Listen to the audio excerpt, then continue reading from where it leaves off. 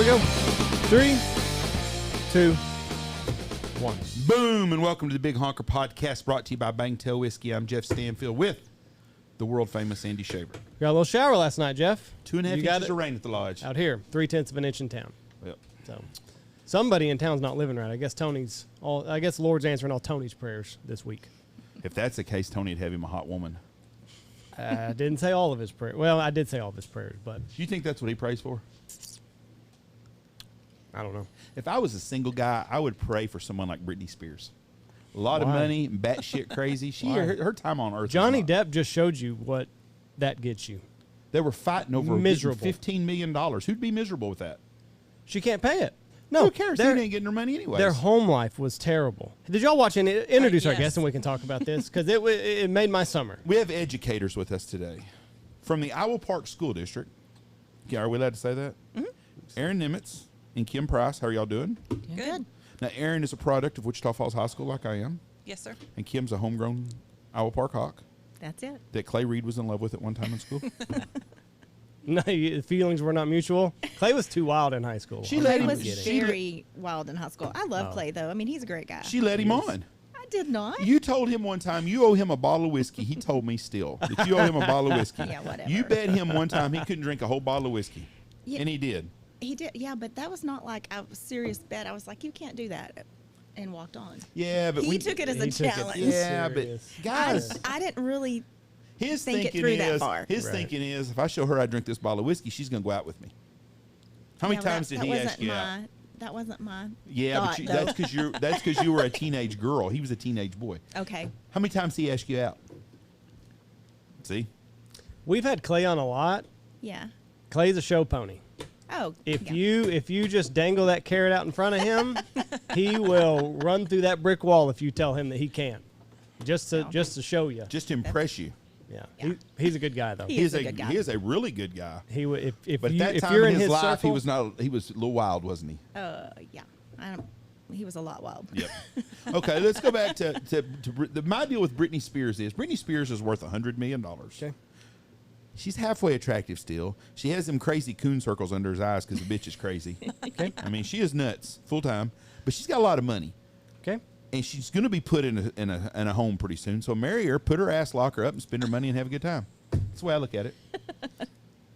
If the Johnny Depp trial showed you anything, it is the people that are in Hollywood are miserable with one another. He would wake up. Number one, she was pooping in his bed. That's a major, Yeah. let's just That's not not. something that happens 2 times. That's a one time and I'm done deal, you know? But he stayed with her another year after that. So, to each his own. He was getting up at 9 o'clock in the morning and drinking just red wine out the wazoo. She's a coke addict, evidently. It was not a happy home life. What part of put her in a hospital and lock her up and spend her money did you not hear? How long were Amber Heard and Johnny Depp married? Maybe 5 years? 10? Have I said anything about going out with Amber Heard? I don't even think Amber Heard's attractive. Amber Heard and Britney Spears are interchangeable. No. As a matter of fact, Amber Heard's probably more attractive than Britney Spears is now. I don't know about that.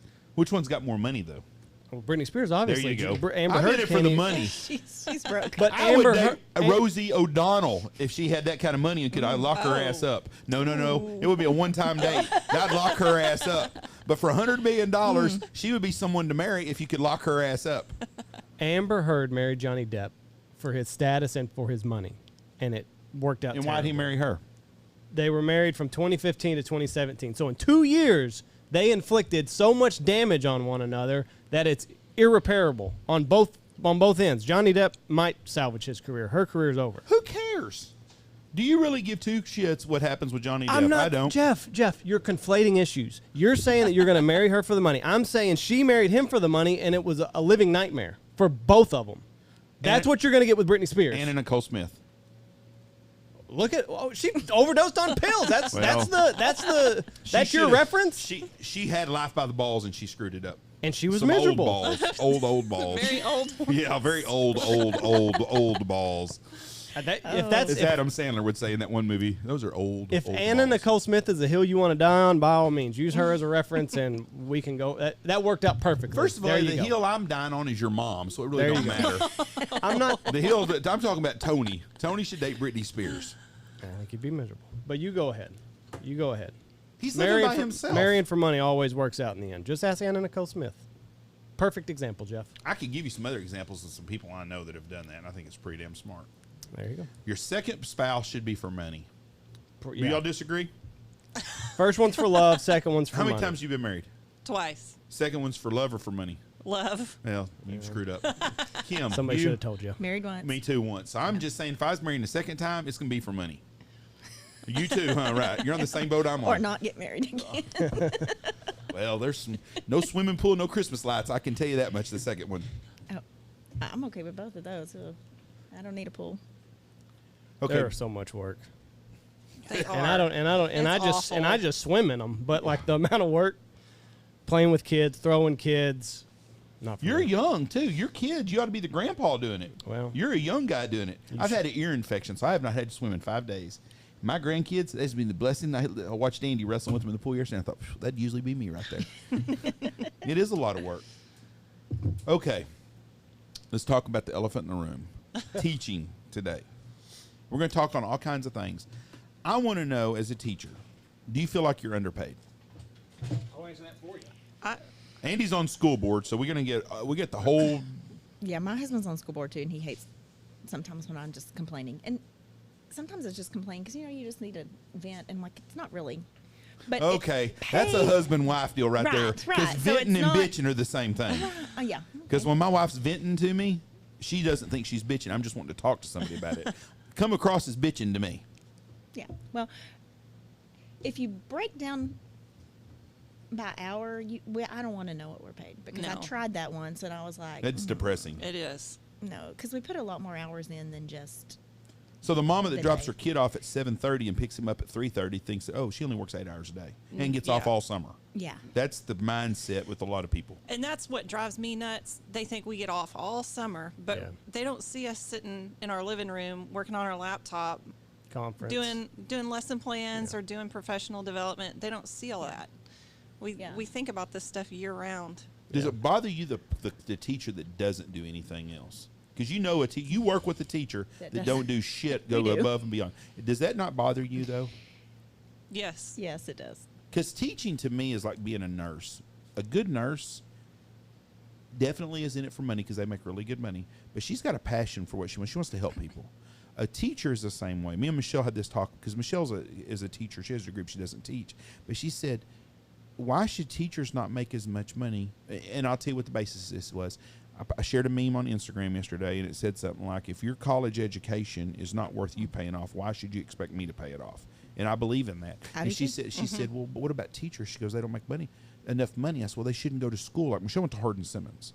You shouldn't go to TCU and spend $150,000 to become a teacher if you're in it for the money. But it's teachers. We need teachers, and we need passion. And the teachers should be paid, but there's only so much you can pay a teacher. Do you think you're underpaid for what you do then? That's an easy question. Yes. Well, yeah, I hate to say it that way, but I mean, Yes, you should think so. Do you think so, Erin? I think so. My big thing, I think, too, is our benefits really are, Trash. yeah, yeah.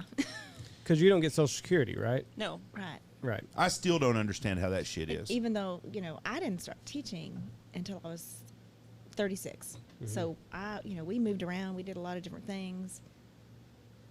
So, I've got longer, obviously, to teach age-wise than some to get my ears in. But, that's Social Security. I don't understand that. I've never understood that. If you work, like me, I work for myself, and I'm a judge also. But if I worked for a oil field and I pumped wells and stuff, and they took out my Social Security, I would get it from everywhere I go. I don't understand why you don't get Social Security if you work somewhere else. Andy, you're on school board. Why is that? It's something that the state set up. I don't have any idea.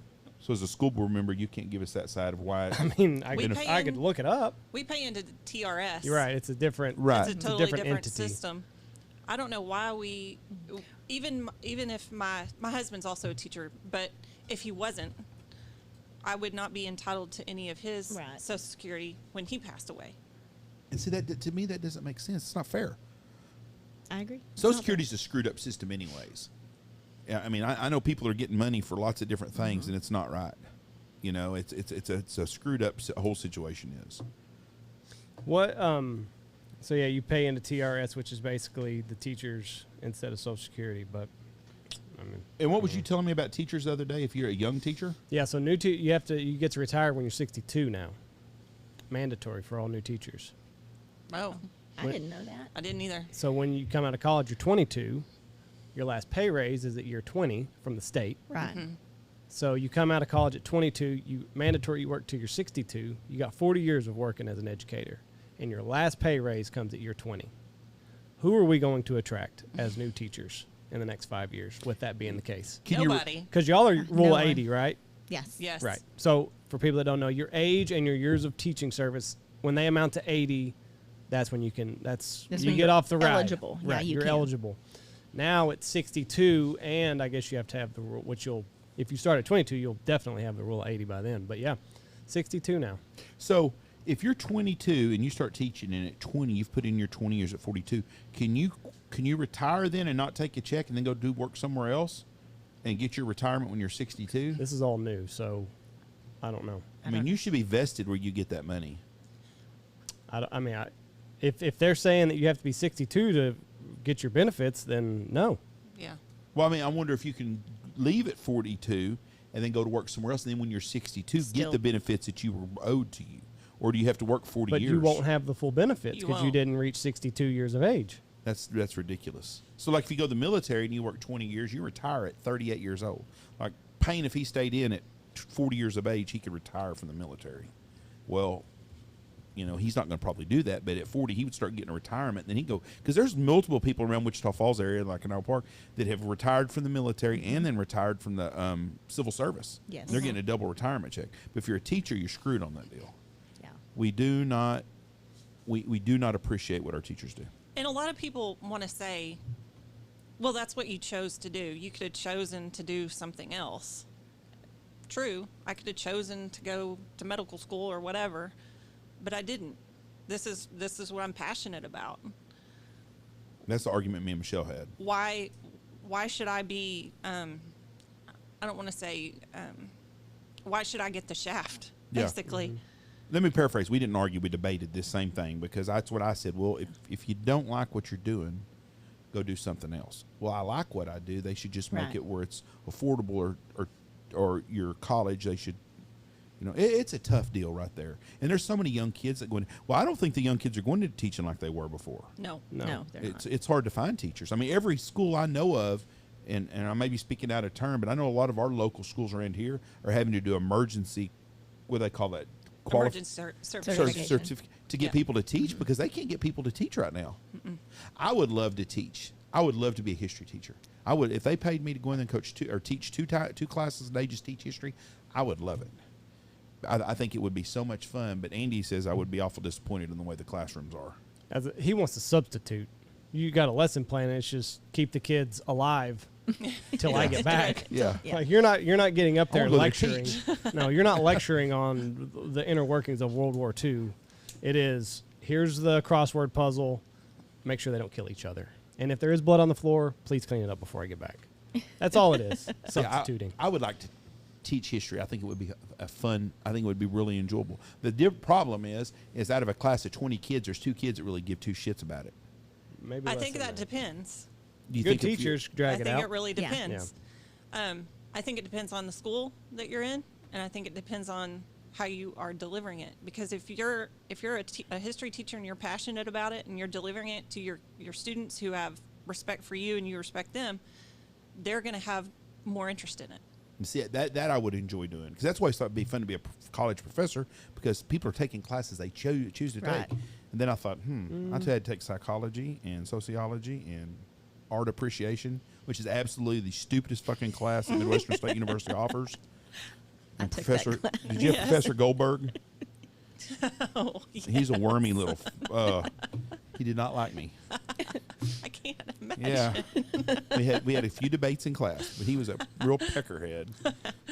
This says here, now, okay, I'll pull it up on the big screen. You might have trouble seeing it because of that light. You're going to have to where's my cursor?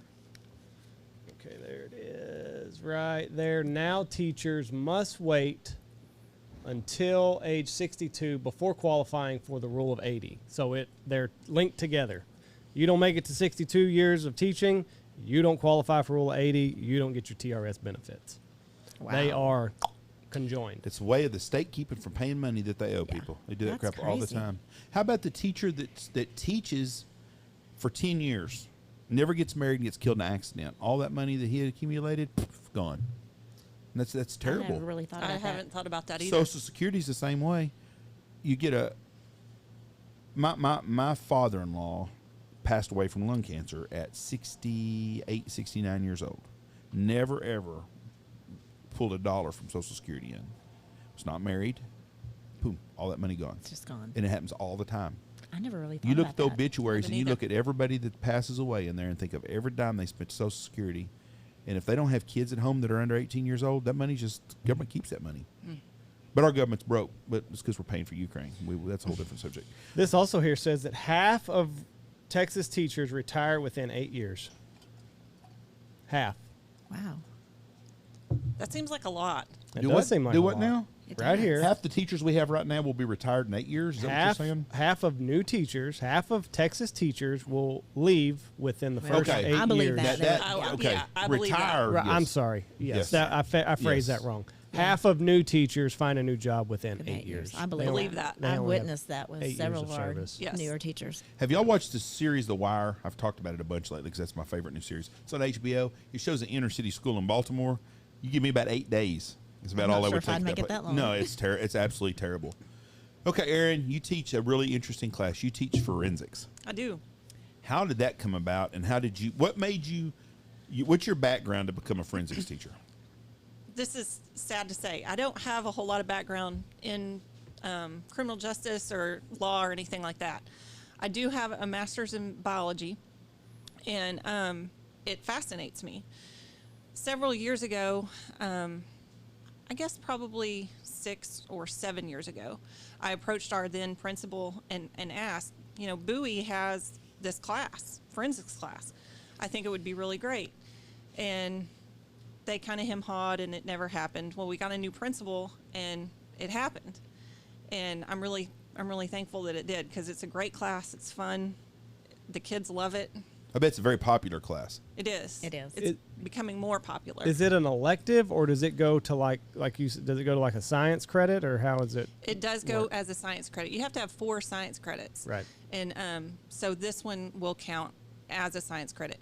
In some schools, it's a CATE class. Yeah. It A falls in CTE. CTE. And some. We don't count it as CTE, I don't even know what that means. career in technology. Okay. Now, when you say it's a science, we're talking biology 1, biology 2, chemistry a science? A and P, yes. It's, yeah, Anatomy, so we have physiology. IPC, which is integrated physics and chemistry. Freshmen biology, take that, right? Jesus Christ. When I was in biology, school, that was chemistry, physics, environmental systems, forensic science. I think that's it. So tell me about forensic science, because I'm thinking of Quincy, and that's for all the old people as a medical examiner, or CSI now. What all do y'all actually kind of go over what you do in a class like that? Okay. Just some of the units that I do. One of the things that I do, the kids love it. We have Serial Killer Friday. And it's not every Friday, but I'll introduce a serial killer, and then we'll go over just some highlights of that serial killer, and then they go off on kind of a research of them. Siri cool. picked up on that. Hey, serial killer. It's on my deal. They're always listening. So the kids love that. We learn about how to process a crime scene. So we go in, and again, I'm having to learn a lot of this as I go. But I do have some friends that are in law enforcement and that work for the DA's office, so I contact them and talk with them about things. And so I set up a crime scene, and the kids go in and they photograph it and they take evidence. And This has to be the most popular class in school. It is one of the most. I want to take it. Yeah, it sounds interesting. awesome. So, Yeah. like serial killer, so you do John Wayne Gacy. Did you watch that Netflix? I couldn't bring myself to do it. I saw a trailer, and one of the boys was talking about what he did to him. yeah, And that was a little dark for It's- me to go down that rabbit hole. I watched the Ted Bundy one, and I thought it was great. I'm also not a woman that might have gotten raped, so might have been different if I'd have been a woman. But Never date a man that drives a Volkswagen Beetle. The John Wayne Gacy one, like, because he was like a 62-year-old man, and like he Yeah. was just breaking down crying, like he tied me to a bed, and it was not a good. See the one that couple had days. the Clown. gym? He was the clown. Who's the one that had that under their house, a basement? John Wayne Gacy. Yeah. That was him, and he'd get them guys and then handcuff them, and then that would be the end of it. He was just. Sick fuckers. Would he get? Would he just get boys off of the street, or was he getting prostitutes? He would, I think a lot of times he would go, like to a bus station, Right. and if there was a kid, a younger kid, younger boy, he would get them and take them back. They'd say, let's just drive around for a while, and then they'd end up going back to his house. Yeah. Kids are dumb. We kidnapped a kid one time. Now this is Goodness. this is true story. Now, kidnap is a strong word here. Held him against his will. Didn't hold him against the will, but me and I'm not gonna name these buddies of mine. One of them's got a wife that would whip my ass, so I'm not gonna say his name for sure. But anyways, me, a couple of buddies of mine, and a couple of girls were riding around one night, and we were in downtown Wichita Falls for some reason. I have no idea. And there's this kid walking down the street. And I was like, I rolled down the window and I said, hey, and I was just jacking with the kid. And I thought like your hair lip sometimes, and I thought like this. And I'm like, hey, can you give me some directions to the mall? And so this kid comes up and starts talking to us, and he's trying to give me directions to the mall. I said, why don't you just get in with this? So he got in with us. We took his ass all over Wichita Falls. That was probably the best night of his life. No, we scared him at the end. I got pretty graphic jacking with him and scared the shit out of him. We left him out on the Sears roof parking lot downtown no. Wichita Oh my gosh. Falls. Now, looking back at this was not a good move on our part. We thought it was funny. I'm sure The you girls did. thought it was funny. Then after we dropped him off, then they started feeling sorry for him. Then they got mad at us. But anyway, so I kidnapped a kid one time technically, but it was nothing bad. Kidnapping is defined as taking of a person from one place to another against their will. You put him on the Sears parking lot. Well, he wasn't going to Against jump his out going will. 55 miles an hour. I wasn't driving, so I was just an accessory to the crime. No, I think you were the one that told him to get in. I think you're the main. We didn't make him you're get the in, main though. He fella. got in on his choice. Yeah, he thought he was Yeah. going to give you directions to the mall like any good human being would do. He didn't realize. We did buy him a Sonic drink, though. Well, whatever you think makes up for it. Anyways, so go back to this. So he would kidnap these kids at the bus stop. Yeah, and he would take them back to his house, and then he would do sexual things and Bad sexual things like with baseball bats and billy Yeah. clubs and. So how many people did he actually murder? oh, Did some kids got away then? Some kids did, yeah. So he didn't murder all Would of he them. let them go or would they escape? I didn't watch the thing. one of them I believe escaped because he had a handcuff already around him. But he was doing he would just do shows for the neighborhood, right? As a clown, and He everybody would. thought he was just a totally normal. Yep. That's not normal. That's No, fella. clowns are not Not Clowns and normal. Volkswagens. Not Ooh. normal. not normal. No. Confessed to killing 33, and he had 29 of them buried under his house. And they were never able to identify everybody. And on his case, we do a really cool anthropology, I don't want to say lab, because it's not really go back to the lab. It's more of an activity. We have measurements, bone measurements, and height, and all of that. The kids will actually go through the NamUs database, the missing persons database, and try to figure out, match their measurements with his victims. Really? So what is it? You said the measurements. Does it measure the bone, or it measures like how far the bone has sunk into the ground? No, it'll give them like what it is they've taken the victim's bones, they've done the measurements like the length of their femur, Okay. whether it's male or female, Right. which they were all male. The eruption of the molars is one thing that they can determine age. And so we have all of those things in this database on our page, and then the kids go in and start filtering through the NamUs Right. database Who's missing, to figure out who they are. and then they can kind of connect the dots that way. Yes. You know, there's a class like yours out there. Someone's going to end up breaking a case for somebody. It's just somebody's overlooked that someone's going to find that's It's a amazing. different perspective. Yeah. Have you gotten to go on like any crime scenes yourself? You haven't got to do that yet? No. That would be fun. I really want, personally, I want to go to oh gosh, an autopsy. Really? I want to do that. I teach anatomy and physiology as well, and that would be really interesting for me. One of the other things we do in forensics is I get fetal pigs, whether it's I shoot a sow or Kim's son, Russ, shot one for me. He was in my class, and He loved it. we put them out. We put them at different places, out in the sun, in a bag, hanging up, just out on A dead farm. on the fence row at school.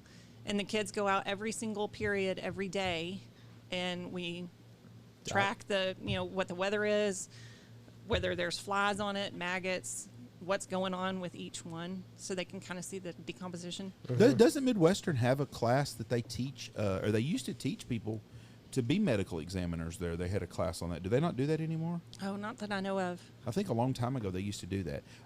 What about, have you talked to the FBI in Tennessee? They have a dead farm. Do they not do? They have one at Texas State, and then this summer they have like professional development for teachers, and it's just really expensive. The school board, I think, Sean has talked about trying to get me to be able to go. The problem is paying for the class is okay. It's me paying for the hotel, and it's because it's maybe 5 days worth of staying there and eating and all that. You know, I have relatives everywhere. How you hook you up. They I should, do. They actually, should there. offer that, though. See, to me, that's something the state should pay for. You're Yeah. teaching your kids. You're pulling all our money out. You're holding you got all these dead people that don't get collect a dime off their retirement fund. Pay for teachers to go to something like this. I mean, that's something that really is. This is a fascinating class. It is, and I wish that I had a better background in forensics or criminal justice. But like I said, I'm kind of learning as I go, and this is my 5th year doing it.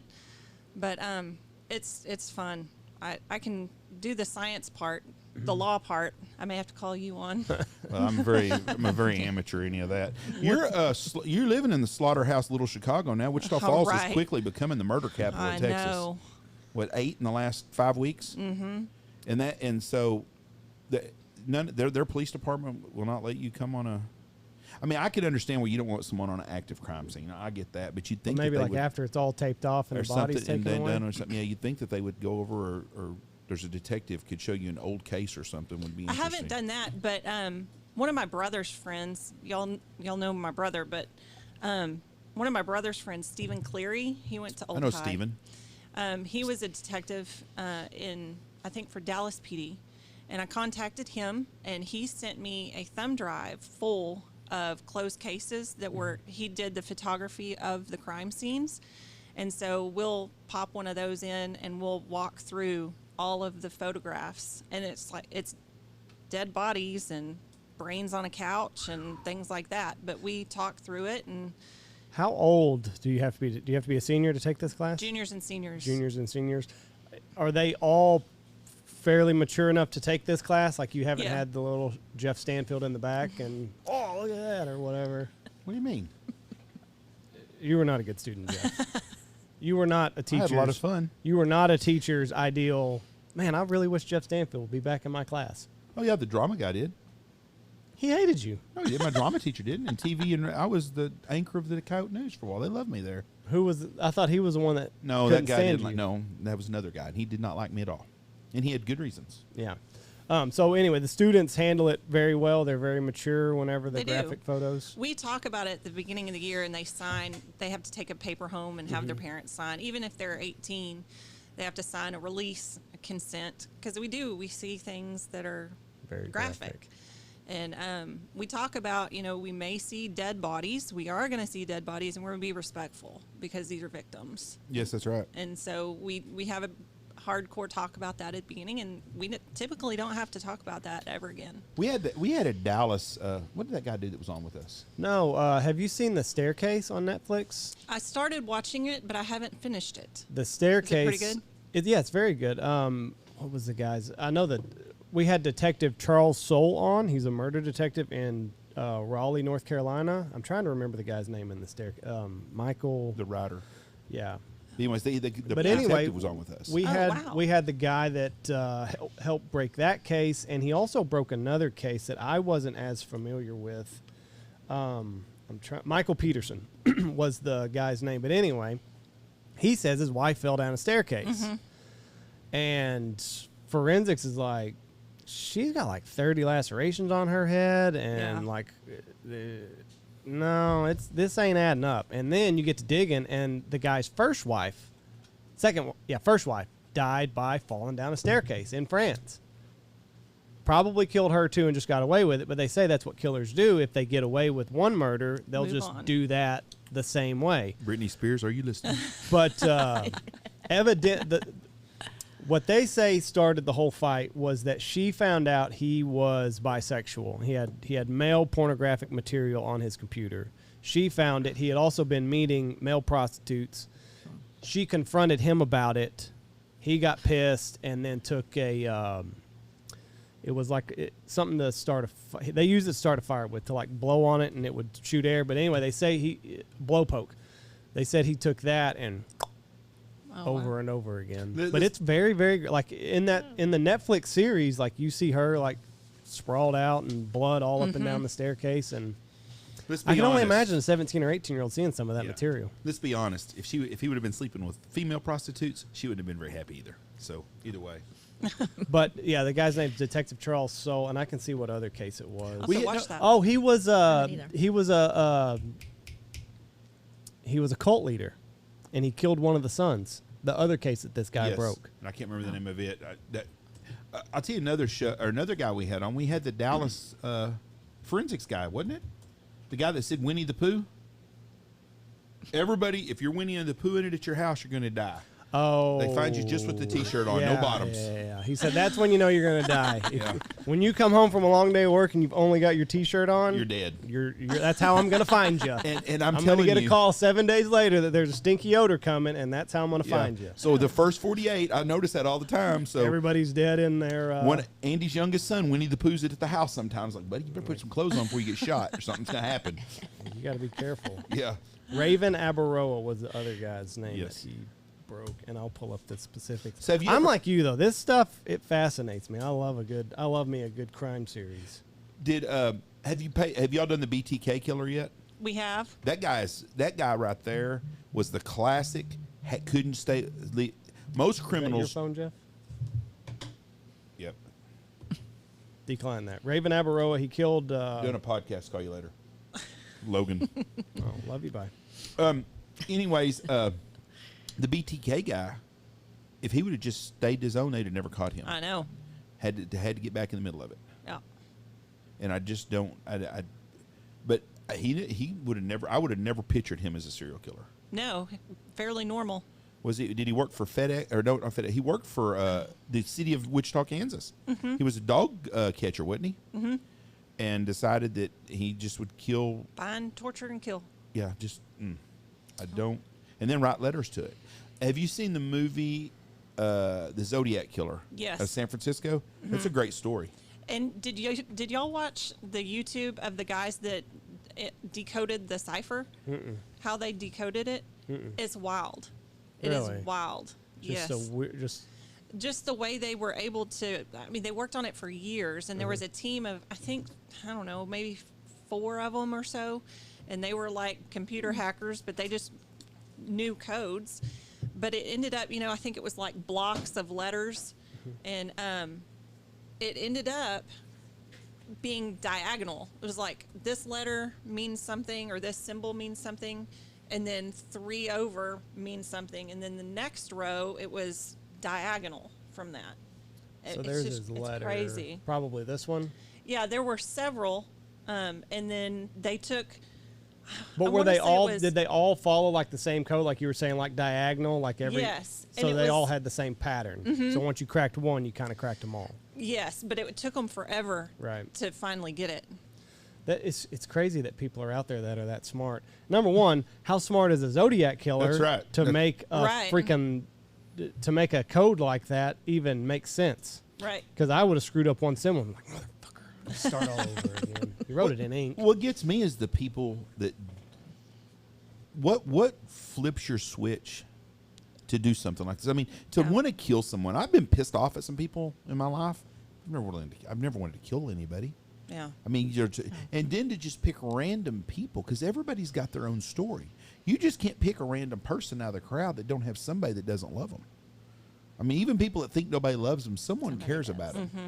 So you just can't take a random person out, whether it's the quiet kid in the class or the jock that's loud or the most popular girl or the girl that cuts her wrist and shit. You don't. There's something that's. I just don't understand where there's enough hatred in your life. You know, like when we kidnapped that kid, we didn't want to kill him. You know, just give him a ride. But I mean, when kids, things escalate quickly with kids too. No, I'm talking about, but most of these are adults that do stuff. No, I understand, but when you see a lot of these things with, like, y'all are bad, you could be bad influences feeding on one another, and then before you know it, you're only going to take this kid for a joyride, and now you got him naked, duct taped to a telephone pole. Kids feed off of one another's bad energies, and they have a lot of stupid things that come about it. I'm not disagreeing with you on any of that. They had a killing this weekend in Dallas. They had a lady that, I don't know if she was a stripper or if she just was going to a place. There's a place in Dallas called XTC. Never realized that's ecstasy because I've drove by it. It's over by Love Field, I guess, somewhere. I've seen the place before. I just thought it was XTC strip club, but it's ecstasy, like the sex drug. But anyways, that a lady got in a car and they got in an altercation with the security guards there. Security guards shot the car and they killed the lady. This happened on Friday night. Wow. I follow a thing on Facebook called Smash the Topic. It's a black website or a black Facebook page, and anything that's happened to someone in the black community, they do it. And I started following them when all this started having the Dallas shooting with the cops and stuff back when Obama was in office. A friend of mine that works for a government agency with some letters, I'm not going to say which one, told me, he said, you got to watch this. He said, this guy's pretty interesting because anything that's going on, he's there. So I started following him. Anytime someone gets shot in Dallas or anything, they're there. And there's a lot of shit happens at the same place. So they had a live deal there. And, I mean, it's pretty graphic on there. But this lady was in deal, and they got in a car, and then these security guards shot her. Well, I'm thinking, what in your mind makes you shoot a freaking car with people driving off, no matter what they done? Yeah. You know, whatever has happened is gone. Yeah, out they're of the way. leaving. And they shot. And I don't know the whole story. The cop the security guard might have been off-duty Dallas police officers. Maybe they had a gun in the car and they were pointing at him. I don't know the story, but I think they arrested one of the guys. But it takes a lot to snap someone to shoot somebody. Yeah. So I was researching this Raven Abaroa. He was not a cult leader. That was another one of these guys' cases. But Raven Abaroa killed his wife. That's a soccer player. He was a soccer Yes. player. He comes home from playing soccer one night, calls 911, says, my wife's been shot. There's blood everywhere. I think she's been shot. She's been stabbed through the heart multiple times. He told everybody that when he left the house to go play soccer, she was in bed for the night. So she was watching TV in bed. She was retired for the night. So it became a cold case, and this detective got it. And he started, like, looking at things, and he's like, he saw a picture of a bathroom. Her contact case was open. So he's like, I know people that wear contacts, and when they go to bed, they take their contacts out.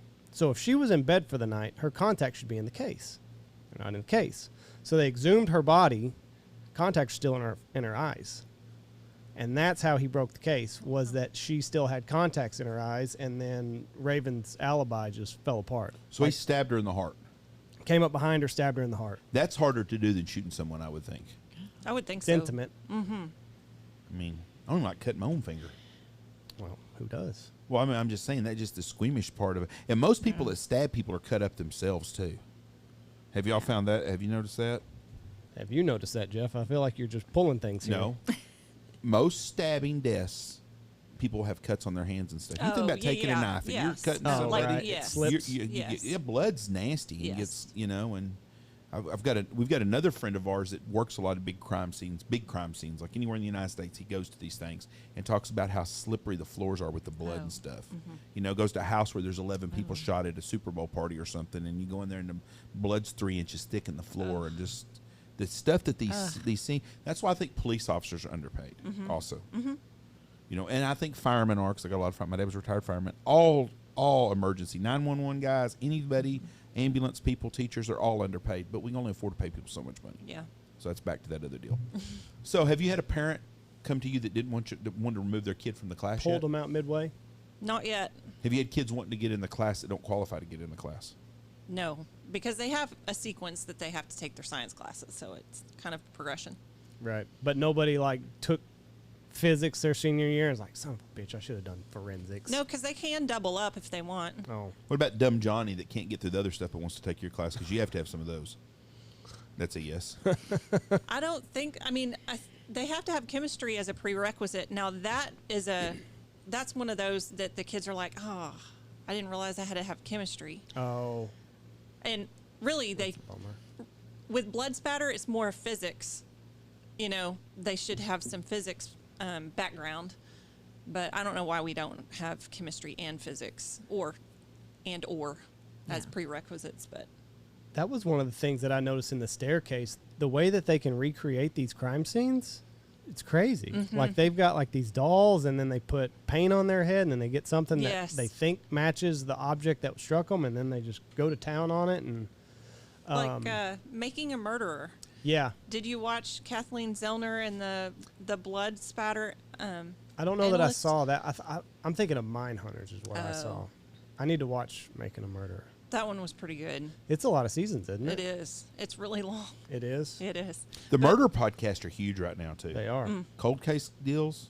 This is what people want. You know, people are weird. We're some sick people in this country. That You know? Yep. I watched the series on Richard Ramirez, the Night Stalker. Night Stalker. Yeah. Is that the one that Clay gave the ride to? No.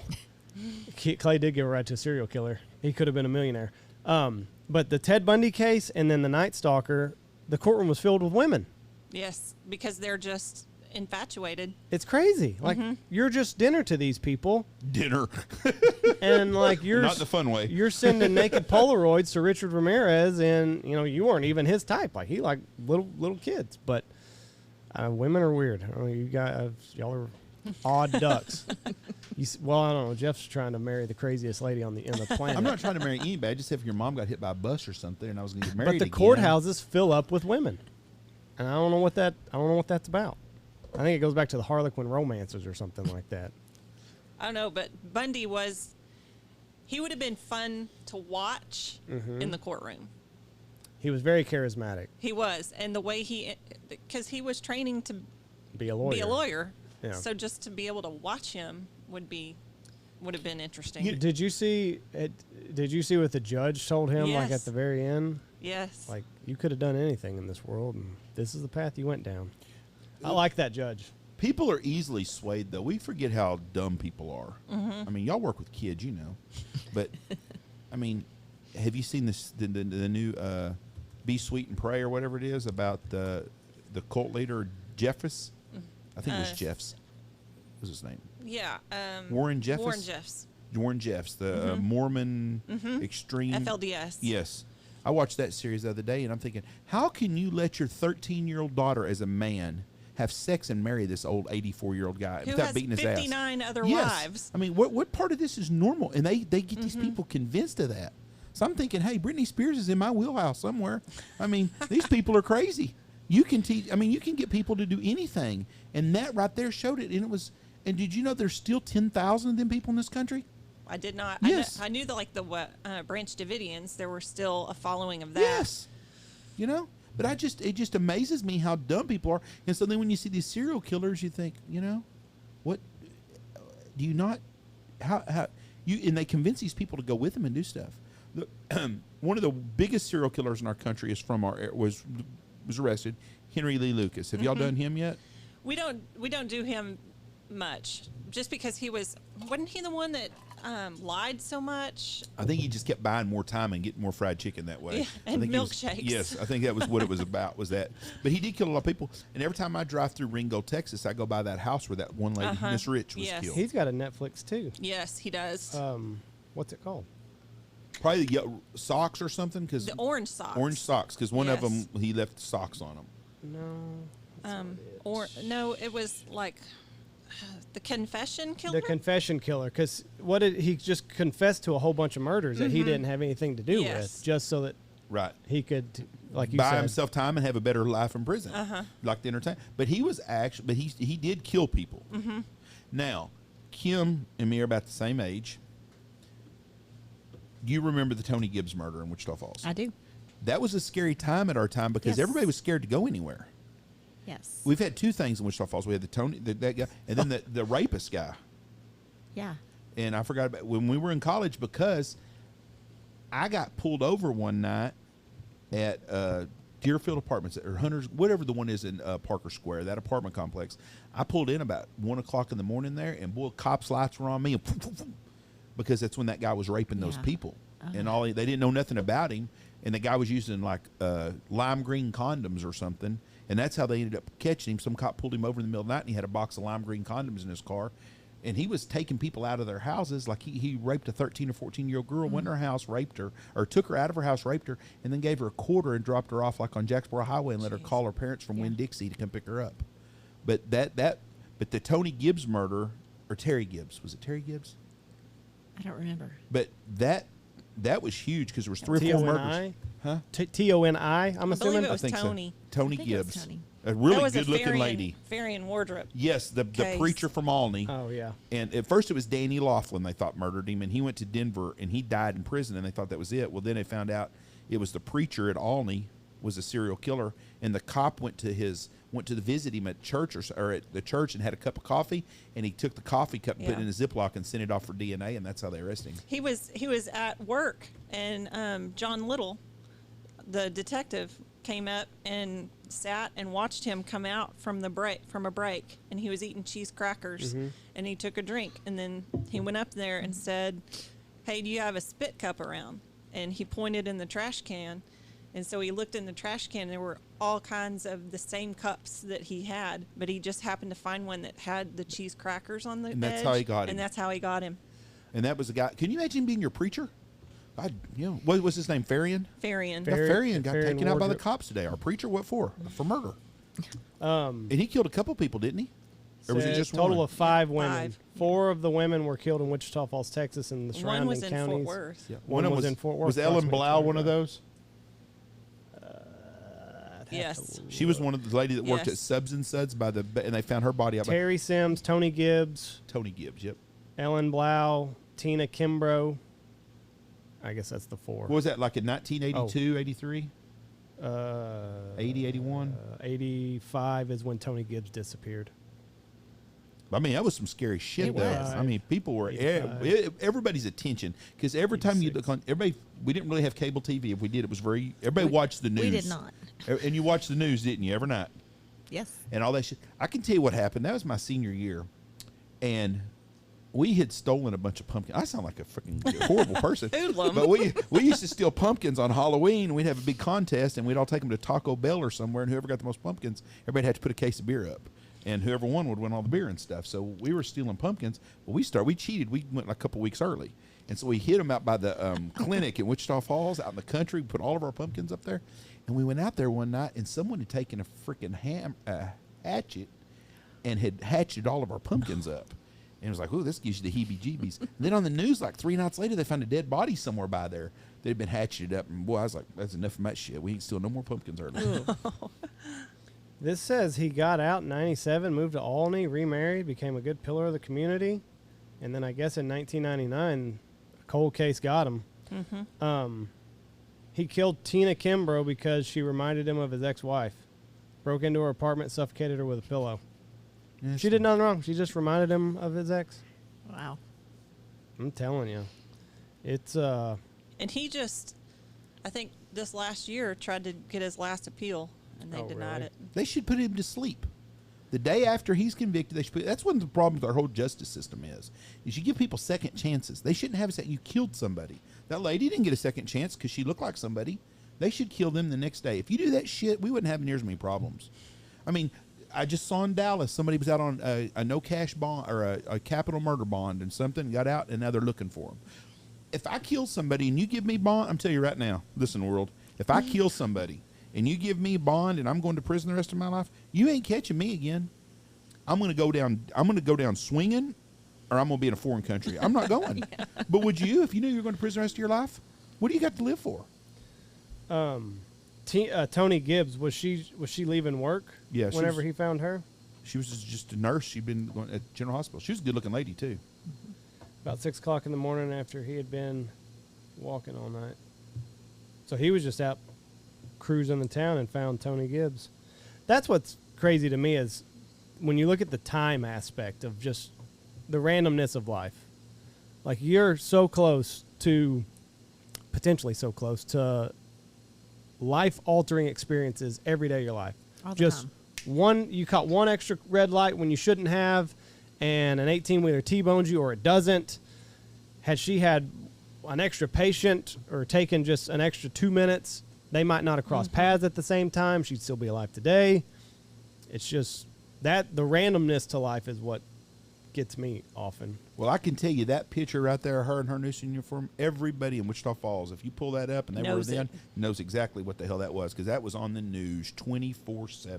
We're looking for her. It She's was. missing. She's this. She's that. And, you know, and I still, that old train car that's out there off Yes. Jasper Highway, if I go by there today, that's going to tell you exactly. I don't even know if it's still there. But if it is, I'm going to say that's where they found her body at. And it was cold that winter when they found her. And the guy from a meter. Can you imagine being that meter guy that day No. that was looking at lines and stumbling on that shit? February 15th, utility worker found her naked body in a field. Yeah. Southwest corner of West Gentian. Gents Road. Yeah. Gents Road. It's right out. If you go Wichita Falls, you're going to Wichita Falls like you're going to Jacksboro. It's about a mile out past the old Speedway on the right side of the road. Almost to what is it? Isn't it almost to like 1954? It's not. Yeah, it's halfway in between. I think it's Yeah. the only road that goes back to the west Yeah. between Wichita and 1954. So if you had to pick a favorite serial killer to look at, who is it? Who's your favorite one to like research? With my students? Yes. Well, both with your students I mean, and then is in this your a personal thing too? You like serial killers? Well, I'm sure it takes No. over your line of thinking. It does, because I'm constantly thinking, oh, I need to do this in class. Right. Your poor husband. He's like, Jesus.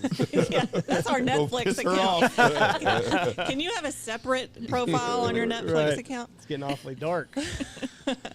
So in class and then in just your personal favorite. In class, I think it's Jeffrey Dahmer, just because of shock factor. What a sick some bitch. He was cannibalizing his victims. Yeah, and disintegrating them In acid? and going to work at a chocolate factory with a skull in a little wooden box. I and didn't know about He would that. leave it in his locker. What? So he just was that like teasing people, or just he liked the fact that hey, you're so close to what you don't even know about. From all of the research, I guess, that I've come across, is he wanted to feel close to his victims, and every time he would kill them, like he would lay with them until they smelled, Eesh. and then he would You're good. get rid of them. Wasn't he gay? He Yes. was. All of his victims were male. male. Most of them were black, weren't they? Yeah, of at least some other ethnicity. Right.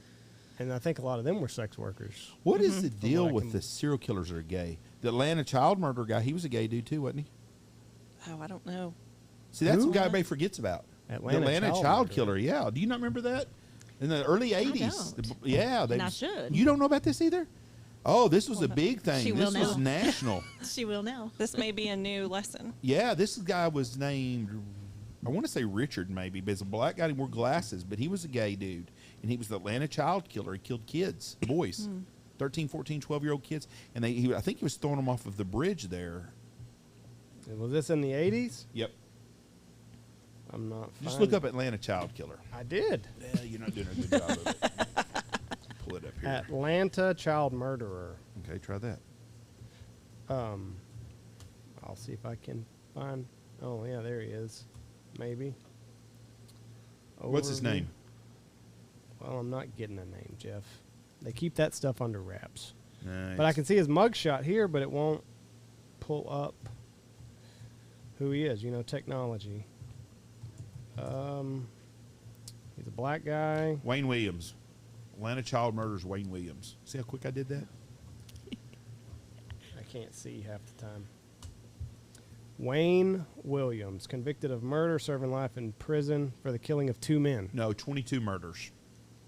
He's suspected of that, Jeff. Well, he's the one that He's did it. convicted of only 2. Right, but As soon as he got locked up, Mitch didn't BTK. If he did it, he quit doing it for all. 14-year-old boy disappeared on July 21st, 1979. 4 days later, another teen went missing. Both, it soon learned, had been killed. It was the beginning of a shocking series of murders, some 29 in all, that would take place over the next 22 months in Atlanta. The victims were all young African Americans, and as the death toll mounted, so did fear and tension across the city. Yeah, but I think you got Dahmer was gay. Wayne Gacy, he had a wife, so Yeah, but I think he was closet. he was closet. I think this dude was gay. I don't want to call him out because he might be in prison and come back and get me, but I think he was gay too. Ted Bundy was straight. He was solely women. Was he laying the pipe to these people he was killing, or was he just killing them? I think that was after death. Ted Bundy was. No, they would would have rape 'em? relations. It yes. was consensual, though, It and then he would was. kill them. And then, yes. Yeah. He did things to the body afterwards. Yeah, he was into Necrophilia? necrophilia. That's some sick shit right How the there. hell do you even? Could you imagine? Like, okay, you're the word inventor. Okay, this guy's having sex with corpse. What are we gonna call it? We need to come up with Necrophilia. That's the word. That's what I'm gonna come up with. I would have said sick bastard. Necrophilia, if that's what you want to do, then that's fine. But can you imagine that, though? I mean, what a sick... He would dump. He would like revisit the body. He would dump them and then just go back. A lot of them would. The Green River Killer. Yeah. He was big on that. He would dump them and then go revisit until he just could not do it anymore. Which is. You Now, I'm can't going to ask even- a sick question, and I'm a sick-minded sumbitch. I know that, so I'm going to ask this anyways. And this is, people out here are going to judge me on this, and I'm okay with that because I really don't care, but their bodies get kind of stiff. After it loosens up. So it does. They go through rigor mortis, and then rigor mortis will actually go away. I did not know that. Yeah. So the body gets flexible again. Yeah. Okay, that answered that question then. Y'all knew where I was going with this because I was thinking it's going to be physically impossible to break some femurs and stuff here. Because I think rigor mortis only lasts a couple of days, doesn't it? I think it begins around 12 hours and then it goes away, I think, around 36. Right. So it depends on environment, conditions, the person, a lot of things. Just leave it alone for 2 days and.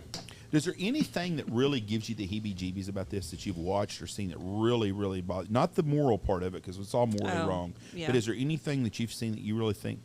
Because it's hard to shock me on what someone would do. Like if you put somebody in a blender or their liver and you ate it on a sandwich, it would not surprise me in today's world. I'm sure we've had that.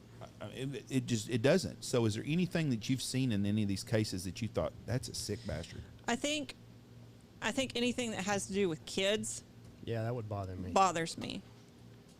Yeah. Yeah, the guy with that Gacy guy. I think about that. Them poor kids being tortured like that. You know, I don't understand. We're probably the biggest serial killers in the world is the Mexican drug cartels. Yeah. That we don't even know about, like the bodies of acid. There's a guy down there, and they had a nickname for him that would put people in vats of acid. There's no telling how many thousands of people they've killed that just disappear into the scene.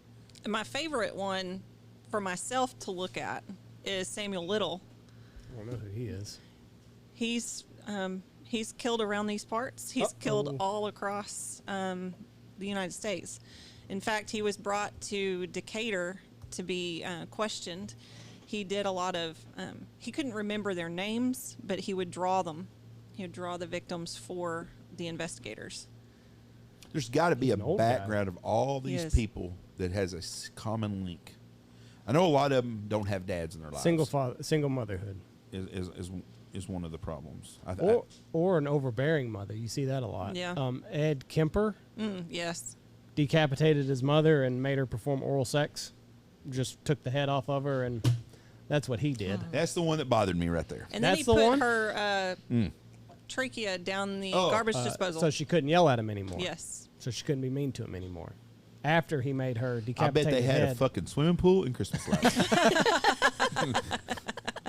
But like that's a lot of years of abuse to get to that point. Yeah. Like he was mentally tortured every single day of his life. And he was by like a his really mother. other people they really liked him, I think. He was a gentle giant. I Yeah. mean, He was from what I huge. saw on videos of Wasn't him, he like 6'7", 400 pounds, Yeah. a big, big fucker. guy. He wanted to be, didn't he want to be like a trooper? He wanted to be a cop, yeah. And he couldn't. Well, yeah. He couldn't pass Physical. something. Yeah, he couldn't pass physical. But he always said, like, I guess he would go to the bars or whatever, and he was always real chummy with the police officer. Yeah, he's 6'9" right here. Yeah, big guy. Big fella. That's old Ed Kemper. Do they have a series on him on Mindhunter? They do. Yeah, That's where he's I a watched character that. that's him in Mindhunter right there. Yes. Very creepy. Have you gone? How many days can you look at something like this in a row and then be like, I gotta go look at dogs in a park running around? I don't make You it don't? a habit of just looking at them. You Re- know, researching? Usually I just do it for the class, and then I may watch it on Netflix or something. Usually for class. Do you ever, when you watch these shows and some of the victims, do you not think, how stupid can you be? I mean, you hear a noise outside in your garage and you walk out there with a flashlight. Take a fucking gun. That's a little judgmental, Jeff. No, it's not. Do you not think that way, Kim? You're blaming the victim. No, I'm not blaming the victim. No, you but are. You not sometimes You are. think You're blaming the them. victims. You're putting it solely on their shoulders. Had they been smarter, they'd still be alive today, is what you're saying. Okay, I do. Some things I do think that way on. I'm thinking, how can you be so stupid, you know? Yeah, but haven't you ever done something like that? No, hell no, I'm taking a gun with me. No. Nowadays, yes. Nowadays, yeah, but I've If I hear a noise out in the country outside, I don't walk out there just nilly-willy. Tell them about the time that you guys got scared out here when you first opened the lodge. That was a different story, though. Oh, we want to hear. Okay. He was petrified. I was. We had been out here. That was our first hunting season out here, and we had an old farmhouse that sits where the social room does. And a buddy of mine, a guy, Randy Black. Do you know Randy Black?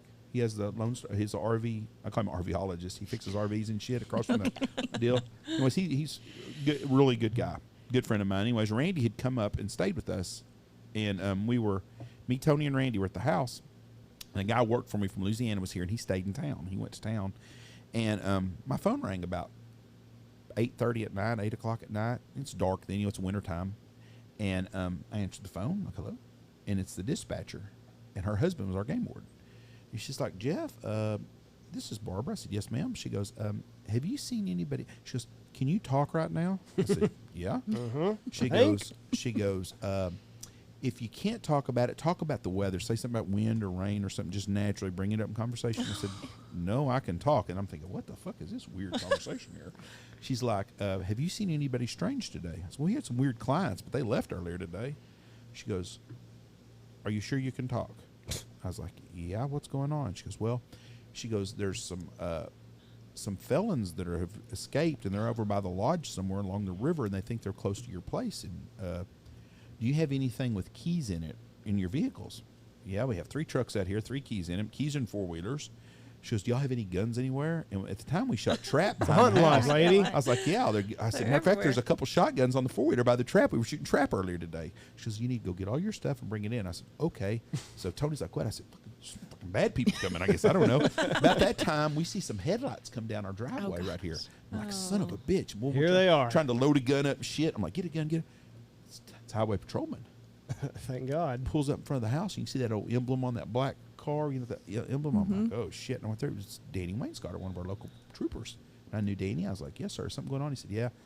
And he goes, do you mind if I look through your barns and stuff? I said, no, knock yourself out, bud. And Please do. He said, make sure you get all your keys out of your car. I said, what did these people do? He said, they're wanted. I said, I understand. What did they do? He said, well, they cut a guy's head off and set him on fire. That's pretty fucking serious now. Oh my Wow. God. This is a serious deal. This ain't like someone robbed Allsup's and got some burritos and $50. This is some serious shit here. I'm like, oh shit. Well, we're loading our shit. We get everything put in the house. I had a scanner because I chased storms, and I had my scanner from Wichita Falls with me, and I turned it on. I've turned it on before out here. Never hear a word. That son of a bitch sounded like the Chicago Police Department going off. There's people looking everywhere and stuff. So I'm kind of getting a story of what's going on. We go to close the windows at the lodge and lock them. That old farmhouse, they didn't have no locks on the windows. So we're getting nails and putting them in the deal. I'm telling you, I was scared to death. Well, about 10:30 at night, they caught the people. They had helicopters out here and everything. What happened was kids had left a deal at Fort Worth, a halfway house for troubled teens, and they'd stolen a vehicle, and they got outside of Knox City, and they had a flat.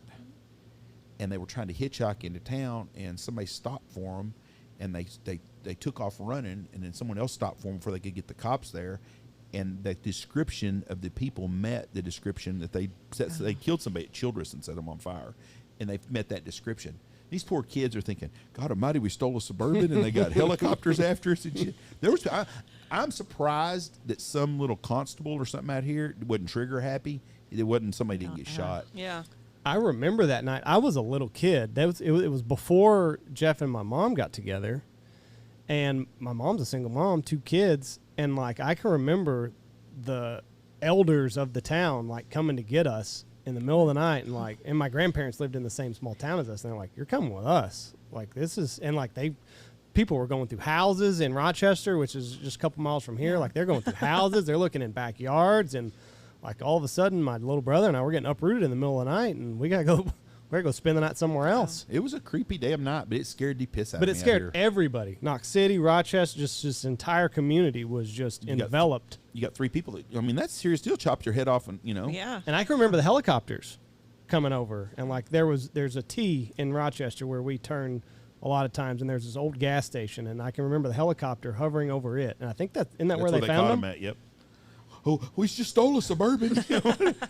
But that was a bad deal. But anyway, so have you gotten scared since you've done all this? I don't think so. Are you more aware? I'm definitely more aware, and we talk about situational awareness in class. Yeah. All teachers need to do that, especially to the younger girls. Target, Walmart parking lots and shit. You got to pay attention. Get out of We your do freaking that. phone Yeah. when We you're do that walking a to your lot. car. Yep. Yeah. Don't Instagram. Yep. Yeah. Have Take those the dang your earbuds earbuds out. out. We'll be able to see, listen. Michelle calls me one time, and she's at Target in Abilene, and she's like, just keep talking to me. I'm like, what's going on? She goes, in the parking lot, there's a guy in the parking lot acting weird. I said, go inside. And then she goes, no, I'm at my car. And she got in her car real quick, and she locked it up. Doors. And she goes, he's getting in his car. I said, you drive through that parking lot, and I'm going to call 911. Well, anyway, she went one way, and he went another way. But that's what you do. If you're a young lady or anybody, and you think someone's following you, you call 911, stay in your car driving. There ain't no person out there. The Hulk is not going to make you stop your car. No. And just drive through that parking lot till the cops get there. When the cops get there, stop and point to the guy. And that's the deal. Don't, Yeah. And I I've seen think- deals where people put eggs on cars, break an egg, because if you use your wipers on it, it Makes it smears worse. Yeah. And you Heard can't. Vaseline too. Some- Just put it right on the thing and Some lady on my Facebook just the other day was in Dallas, and somebody bumped into the back of her car, and she got out, and the guy got out at the same time, and the guy had a knife, and her son was with him. Oh, And he screamed, and she got in the car and took off. And but I mean, there's some sick fuckers out there. there are. I think that we've made people so afraid to discriminate that they don't listen to the alarm bells going off in the back of their head because they're like, well, like he's probably just, or she's a nice lady, or he's probably just a nice guy. And it's like, no, your spidey senses are going off and they're Yeah. telling you to run, get in your vehicle, get away from this person. But we've done such a job of everybody's special and like, you live in this magical world where nobody, but no, there's people that want to hurt you. And it happens. We were at Target 6 months ago, and me, Michelle, and Dylan, our granddaughter, come walking out. Or no, it was just me and Michelle. And there was a lady with a little girl, about 4 years old, and she was talking. And this lady pulls up in this minivan, and she's talking to this lady. And I stopped, and I walked over, and I said, "Are you okay, ma'am?" She's like, "Yeah." Kind of like I'm stupid. I was like, "Okay." She goes, wait, hold on. She goes, "You thought this lady here?" I said, "I didn't know." She goes, "Oh, no." She goes, "That's my cousin or some shit like that." She goes, "Thank you so much. I do appreciate you for," because I didn't know. I saw this lady pull up, and she's talking to this lady, and she was kind of like being, you could tell there was something, but they were just family discussion or some shit. But she thanked me after that. Yeah. And then when I took my basket by, she come again to thank me. She goes, "I really appreciate you watching out for us," because I didn't know what it was. Because you don't hear about that shit all. I mean, and I'm one of these guys. I'm going to intervene and say something and ask, "Are you okay?" And I've done that more than one time because you just never know. I'd rather be 10 times wrong than one time be right and not say nothing. Yeah. You know? And my daughter, she's 16, almost 17. She works at Chick-fil-A. Yeah. And they have little panic buttons Really? that they wear. She At- was telling at Because she has to Chick-fil-A? stand outside. when she stands outside. Yeah. What's her name? CJ. Okay, I went there the other day and the lady was talking. No, it was in Abilene we were there. That's the best customer services in the world. They got God on their side. They so, do. you know, And they maybe say, won't "Bless have any you," problems. and it's my pleasure. And they're the nicest people in the world. If Chick-fil-A ran our country, it would be like Donald Trump was in office again. Things would be done right. It don't matter what it is. Let them run it, and they take care of things, and things are done. They need to let the CEO of Chick-fil-A go to work for the shipyards. We wouldn't have no damn ships off the deal. They'd have them suckers unloaded in 2 days with a bunch of high school kids. Yeah. Samuel Little is the most prolific serial killer in United States history. Killed 93 people, dozens of women, choke and stroke killer. He targeted people that he thought wouldn't be missed by anyone. Drug addicts, sex workers, and people in poverty. Yeah. He killed, Little confessed in 2018 that he killed 33 additional people aside from the 60 confirmed. Sheesh. Now he's dead. Thank God. Yeah, he just passed away recently. 2020. Yeah. New Year's Eve, 2020. Yeah. But I guess his mother was a sex worker from what I gathered, and I don't know what set him off. But he was, like I said, he was interrogated in Decatur, flown from Decatur, or maybe it was flown from California to Decatur. Anyway, he and I think it was a DPS worker investigator, became, I don't want to say tight, but tight. Yeah. And that's how he started confessing. He just found a friend and a DPS officer and started blabbing too much. Yeah. Well, I think he knew at that point It was over. it was over.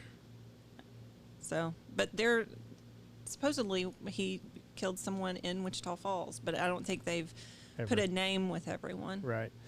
But you don't research him in class? We do. You do?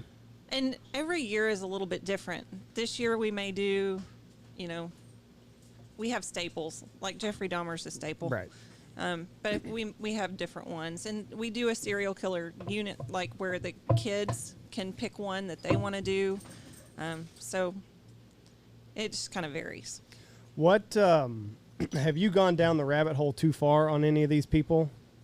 And then you're just like, oh my gracious, why'd I even start researching that fella? I don't, just because I don't have time. Did you research the monster, the chick that they made, Charlize Theron? Yeah. Eileen Wuornos. Yeah, she's crazy. She's special also. Yeah.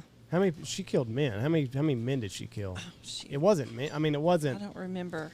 It wasn't. I'm the really most. bad with numbers. The murder count. Yes. The lady that was in the Colombian cartel that killed all the people in Miami.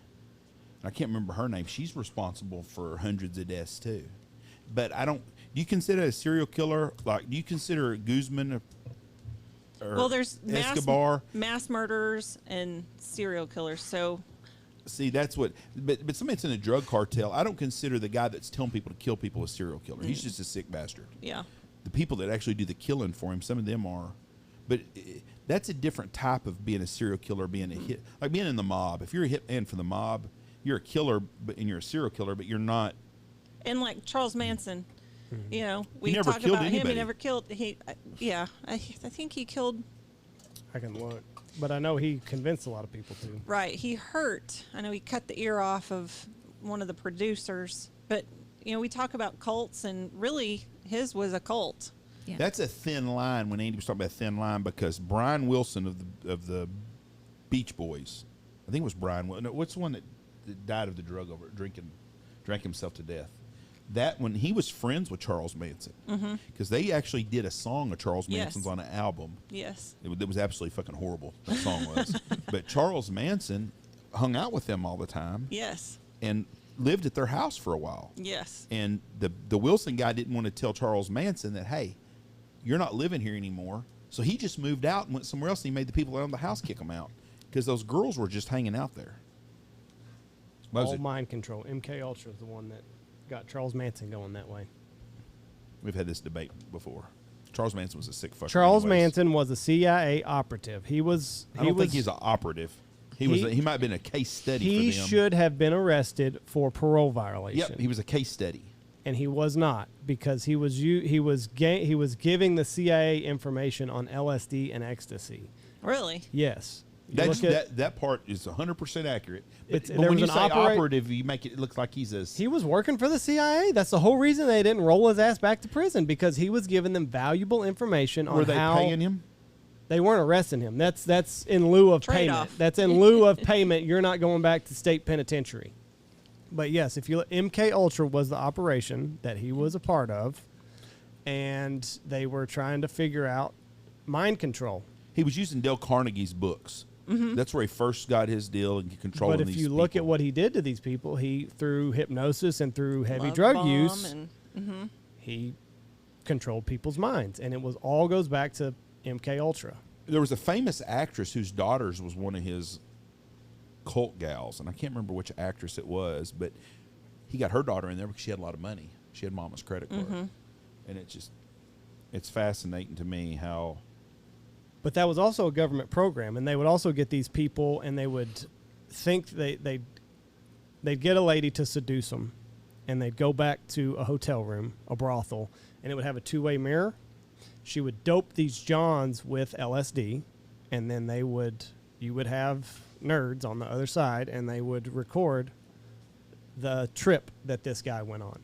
And a lot of times they would wake up and have no memory. Matter of fact, one guy killed a 7-year-old girl while he was on LSD, wakes up the next day, has no idea what he's done, and just ruined this guy's life. Wow. Just went home with the wrong lady. Does that make you wonder about sometimes some of these mass shootings we have? Now, this can go down a rabbit hole.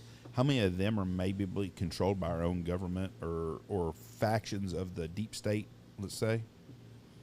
It's scary to think that that's even a possibility, but if you look at Operation Northwood, have you heard of that? They were going to blow up a jet airliner and blame it on Cuba so that we could go to war and kill Castro. They were just going to pick a random American or United or whoever with people on it, blow it up, and blame it on Cuba. So, I mean, so are we that far out of bounds to think that maybe some of these... Because the guys always fit the same narrative, and they've all known, just like this latest thing we had, that kid was on the FBI's list. They've been watching him and stuff. You know, how hard is it for someone that's got evil intentions to create a diversion of some sort? And that's a horrible thing to say. And I hate to say that because there was a bunch of kids, you know, but nobody wants to talk about that because they don't want to be the bad person that brings that up. But it makes you wonder in our world sometime, in our society, if, you know, our government, nobody... And it's not our government as a whole. As you sit there and look at the people that we see, it's the people that are controlling the government we don't know about. There's some weird shit going on in this world. Yeah, and it's been that way forever. I don't think there's anything is past the realm of... No. I mean, if today, let's talk about 9/11, let's just say, for example. If someone said, I got proof that the government was in on flight and doing all this stuff, you'd be like, no. But nowadays you're like, I can see some of that shit happening. well, we already know people were shorting the airline stocks. Right, exactly. There's month before, there's stuff going on. The guy that owned the buildings took out insurance on the Twin Towers like 2 weeks before it happened. So it's like, there's nothing that you can tell me I think that the government does that I I'd think be he shocked took out a about. special insurance policy that covered acts of terrorism Let's just a month before. Let's say a Carnival Cruise Line today gets torpedoed. God, I hope that doesn't happen in the next day or two. But let's just say that and it blows it up and stuff. And you find out 20 years from now that our own government did it because they wanted to do something. Nobody's surprised anymore by anything because the evil in this world. We just all we especially, now Andy's younger than us, we grew up at a time when we never would have thought our government was against us. I know. I mean, it just never was you never thought about that. You thought, if something happened, the good guys are going to come in, be the FBI, or they're going to do everything. Well, now we're finding out later that that's not the guys that actually are the field agents are good guys, but the people that are running the shit in D.C. are a bunch of crooks. And we've seen that more and more every day. Everything that's a conspiracy theory turns out to be true 3 years later. This article says, had the Bay of Pigs not gone so terribly bad for Kennedy, that they would have gone through with Operation Northwood and blown up that airplane and then gone and got Castro, because it would have united the country in, yes, he's a bad guy and we need to get down there and overthrow him. So I mean, the government is willing to do some shady shit as long as the end game matches up. It's a place I want to go to is Cuba real bad. Cuba? That's on my dream. That's one of my bucket list places. But it is sad and you don't want to think that. About the Uvalde incident. I think it's just it's a horrible deal, but a crazy kid that's now there are a lot of things that don't add up, but I'm not talking about any inside deal. I'm just talking about if that kid was on the list and you just said they gave LSD to a guy that killed a 7-year-old girl, How can you not get some kid to do some shit like that? You guys teach kids. Y'all know. Y'all are around a bunch of fucked up kids. You are. We all know that. The people in Owl Park know that too. There's some kids in town. They're like, that's a fucked up kid. It's true. We know that. We're going to go to Kim now. Kim, you teach home economics. Is that the name of it now? Or do they have call changed? it family and consumer science. Because home economics was too difficult to use forever? Yeah, I guess. It's called what now? Family and consumer science. Do you teach kids about budgets for groceries? I do. I teach a dollars and cents. That's a great thing. We learn, or they learn, hopefully, balancing their bank account. You can't say checking account because they're like, I don't have that. I'm like, okay, it's the same thing. Your bank account. We do a unit on buying a car, new, used. They say $350 a month payments. Right. I can pay. Oh no, well, we figure it all in where they have to figure out their fuel, their insurance, their tire rotation, their oil changes, like every single thing to show what it actually costs per month when they break it down, and they're shocked. So we do those. We do talk about. They have to fill out contracts for real estate. You're teaching them life lessons. I'm trying. That's a good thing. Yeah. Like right now, when you go buy a new car, like if I, That's crazy. yeah, I don't think anybody can right now. No. Go Britney used. Spears can. Yeah. there you go. Go used. Yeah, go use. We I try to tell bought. them that. I bought Michelle a new Tahoe just recently, but I bought one that was 6 months old because I let them take the big hit, and we still took a big hit on the damn thing. It's still Right. expensive, but it used to be I'd buy a new vehicle and they'd say, "Oh, Jeff, we gotta go have them fill it up with gas." I'm not worried about it. Bullshit. Now you fill that some bitch up all the way. Yeah. There's Top her when off. you buy it now, there's a price for a car with no gas in it and a price with a full tank. But you're teaching these kids that, and that is a good lesson to have. My question is, why do we not have more young people that know how to cook? Well, like my class, it's an elective. Like, there are some kids that are stuck in there that didn't want to be. And those are fun, but but they don't know. Like day one, I'll say, okay, how many of y'all raise your hand if you have one meal a day together as a family? No. That's very 22 sad. kids, none. Okay, if you have 3 meals a week as a family, you'll get a couple of kids. Okay, maybe one meal, you sit down, and I have kids going, we don't even have a kitchen table. They'll say, well, we just eat when we eat. We sit at the TV or sit in our bedrooms. I'm like, they don't do it. They don't cook with their parents. They don't sit there. They don't have any idea how to measure or anything. I don't think we ever had family cook time together. Michelle raised 3 boys that all can cook, and I give this on her because I'm not a cook. I don't know how to cook. I don't, because my wife's a great cook and she cooks all the time.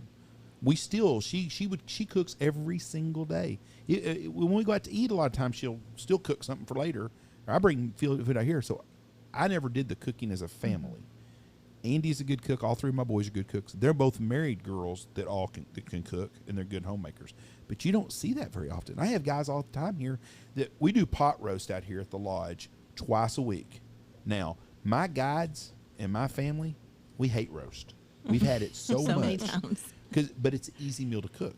You buy a pre-cooked roast from Cisco that is very good. You put it in a big silver deal. You put 2 of them in there. You put in new potatoes. You put in carrots, jalapenos. Onions. We don't do onions. You We do jalapenos though.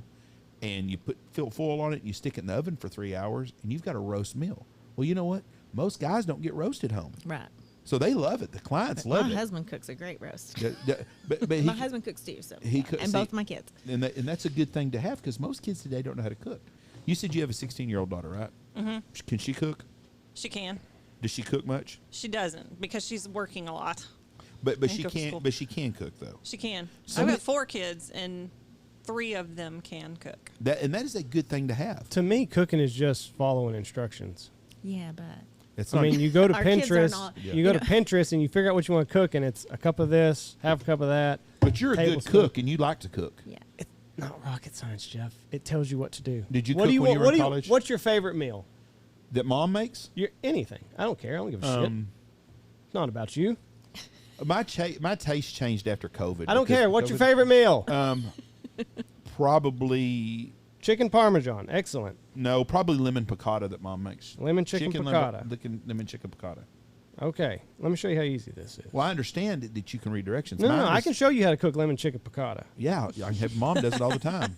I just sent it to you. You can cook lemon chicken piccata, but it would drive me insane doing what you do. Well, Because I would be like, 375. It's not that difficult. well, The measurements. the measurements, and just like to tell them, okay, how many ounces are in a cup? I Oh, mean, yeah. like Right. Basic math and that we don't over teach and no more. over and over, and then like 2 weeks later, hey guys, how many ounces in a cup? I mean, you're like We just went over 16. No. But how many No. kids at your school, their parents feed them Sonic or McDonald's? Okay, I have a kind of funny story about that. I had a mother call me a few years back, mad at me because I told her daughter that she didn't know how to cook, and I'm like, I didn't tell anybody's daughter. Like, I didn't tell any of my students. Your mom didn't. And she's like, yeah. And she's so mad. And she said, well, you told her that if her mom puts a frozen pizza or a frozen lasagna or because, and I said, okay. I said that, but not like that. I said, cooking is not Right. buying a pre-prepared meal that's frozen and putting it in. I didn't say anything about anybody's mom. I can cook like that. But That's feeding people. She came home and she told her mom, well, you don't cook don't because cook. Miss Price said. Right. And I was like, okay. I have to really think sometimes about how you. Yeah.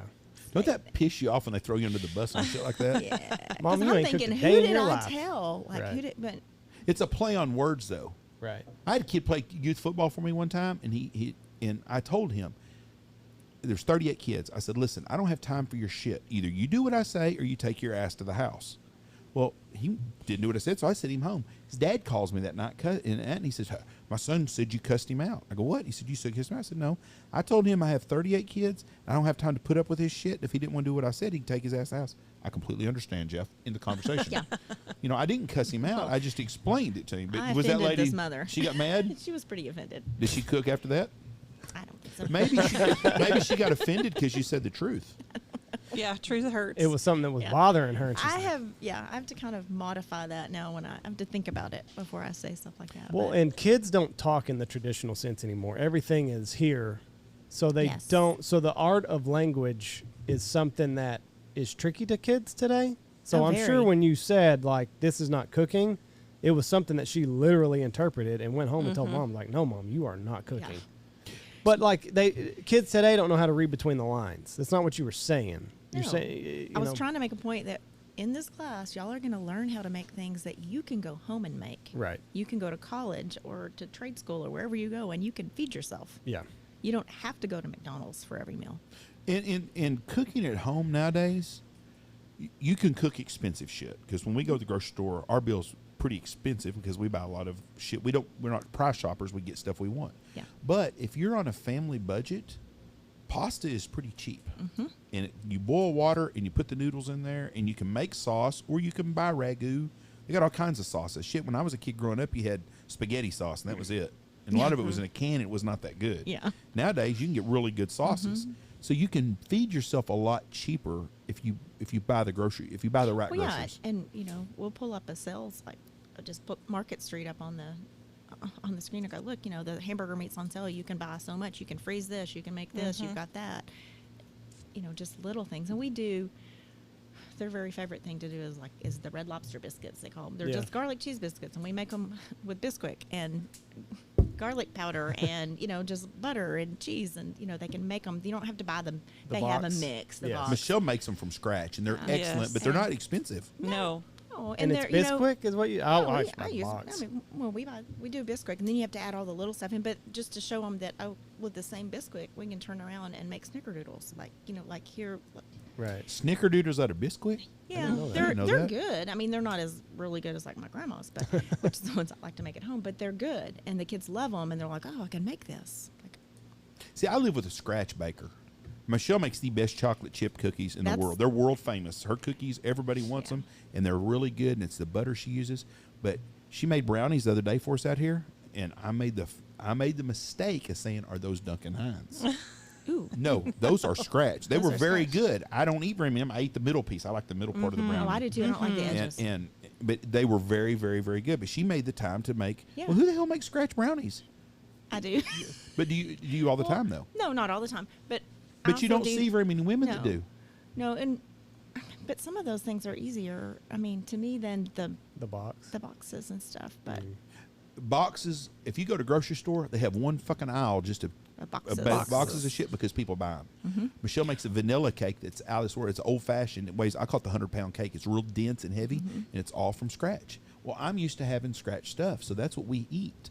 And so when I find other people that don't know how to do it, I'm like, how the hell can you be a 40-year-old woman and not know how to make a fucking cake? I think part of that is people just don't keep the stuff Right. to they don't cook keep from the staples that we. from scratch in their house. You know, That you could be it too. You Because don't if have you the got to go baking buy all powder. of You it, don't have the flour. Yeah. You don't have the stuff. Right. And then you so read the just go recipe buy and the- you're like, oh my God. So do I go spend the bigger grocery bill on buying all the stuff Right.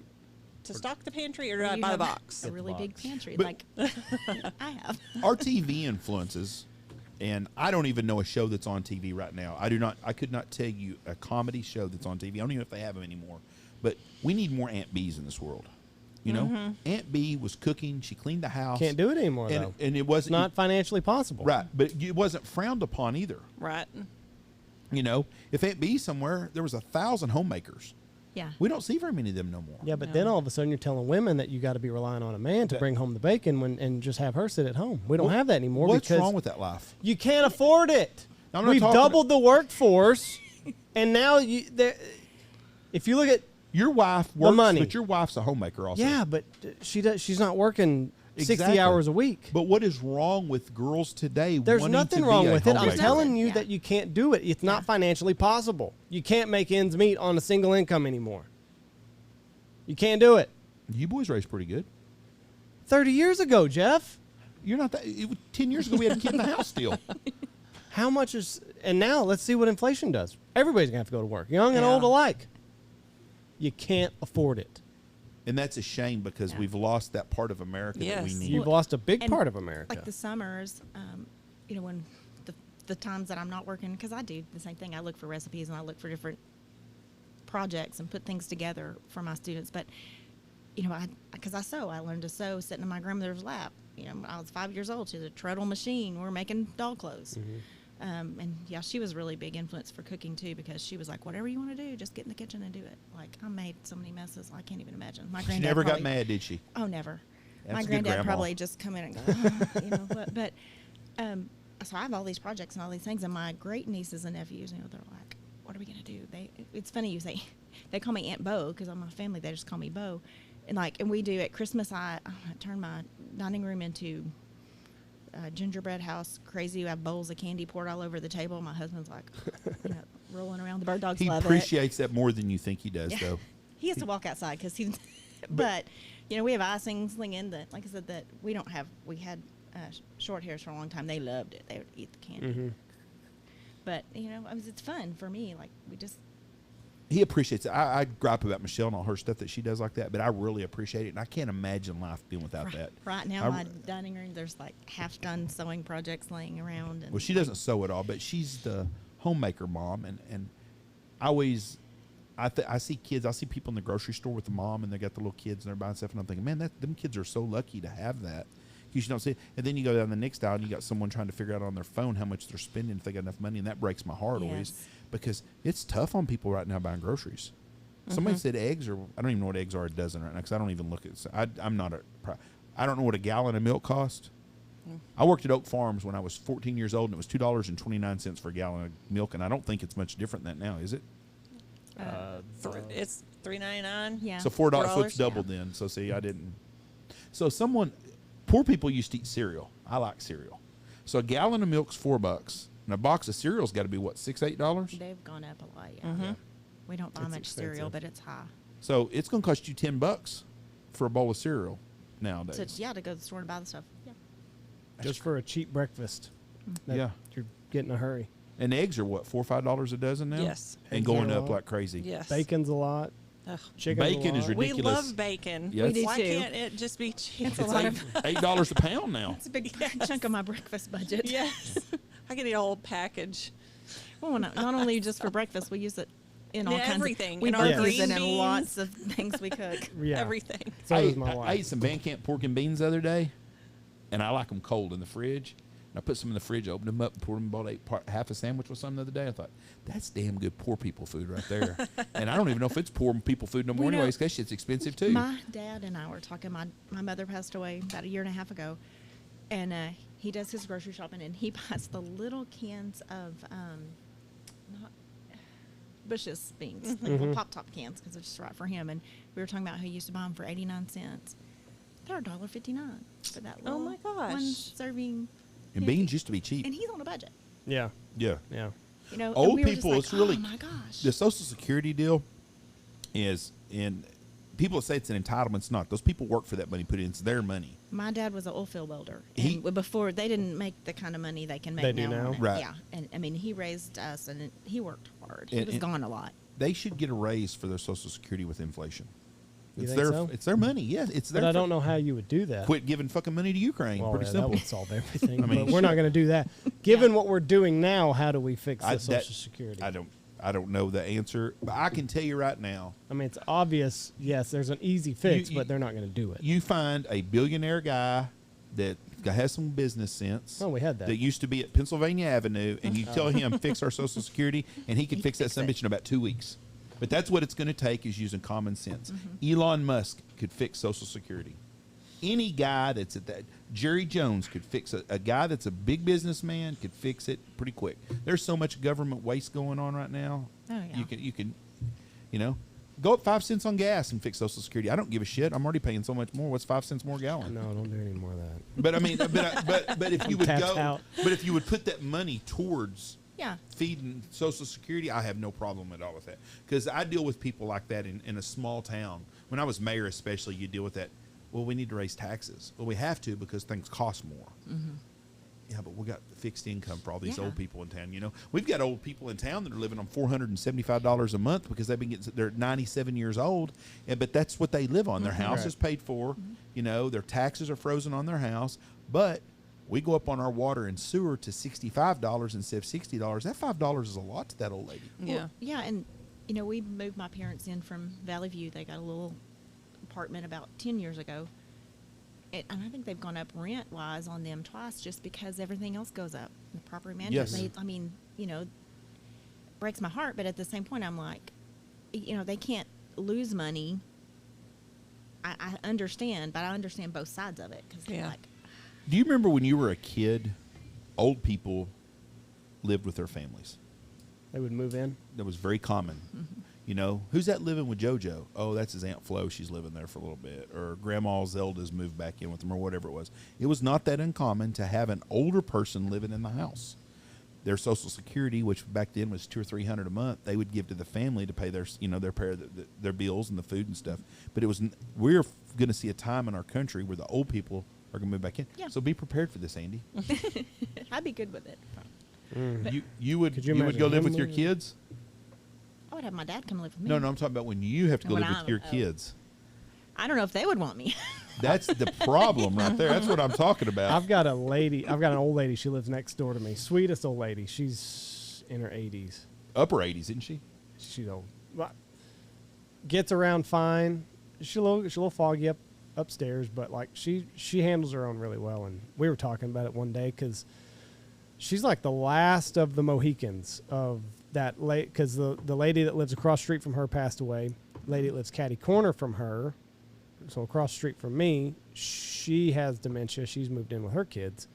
And I was talking to this lady, and I was like, yeah, it's a shame. She's had to move in with her kids. She's like, honey, I love my kids to death. I don't want to live with any of them. She said, they've got their life. I've got my way of doing things. She said, I raised them. I don't want to be in a house with them again. I'm like, well, Okay. I hope you don't have to.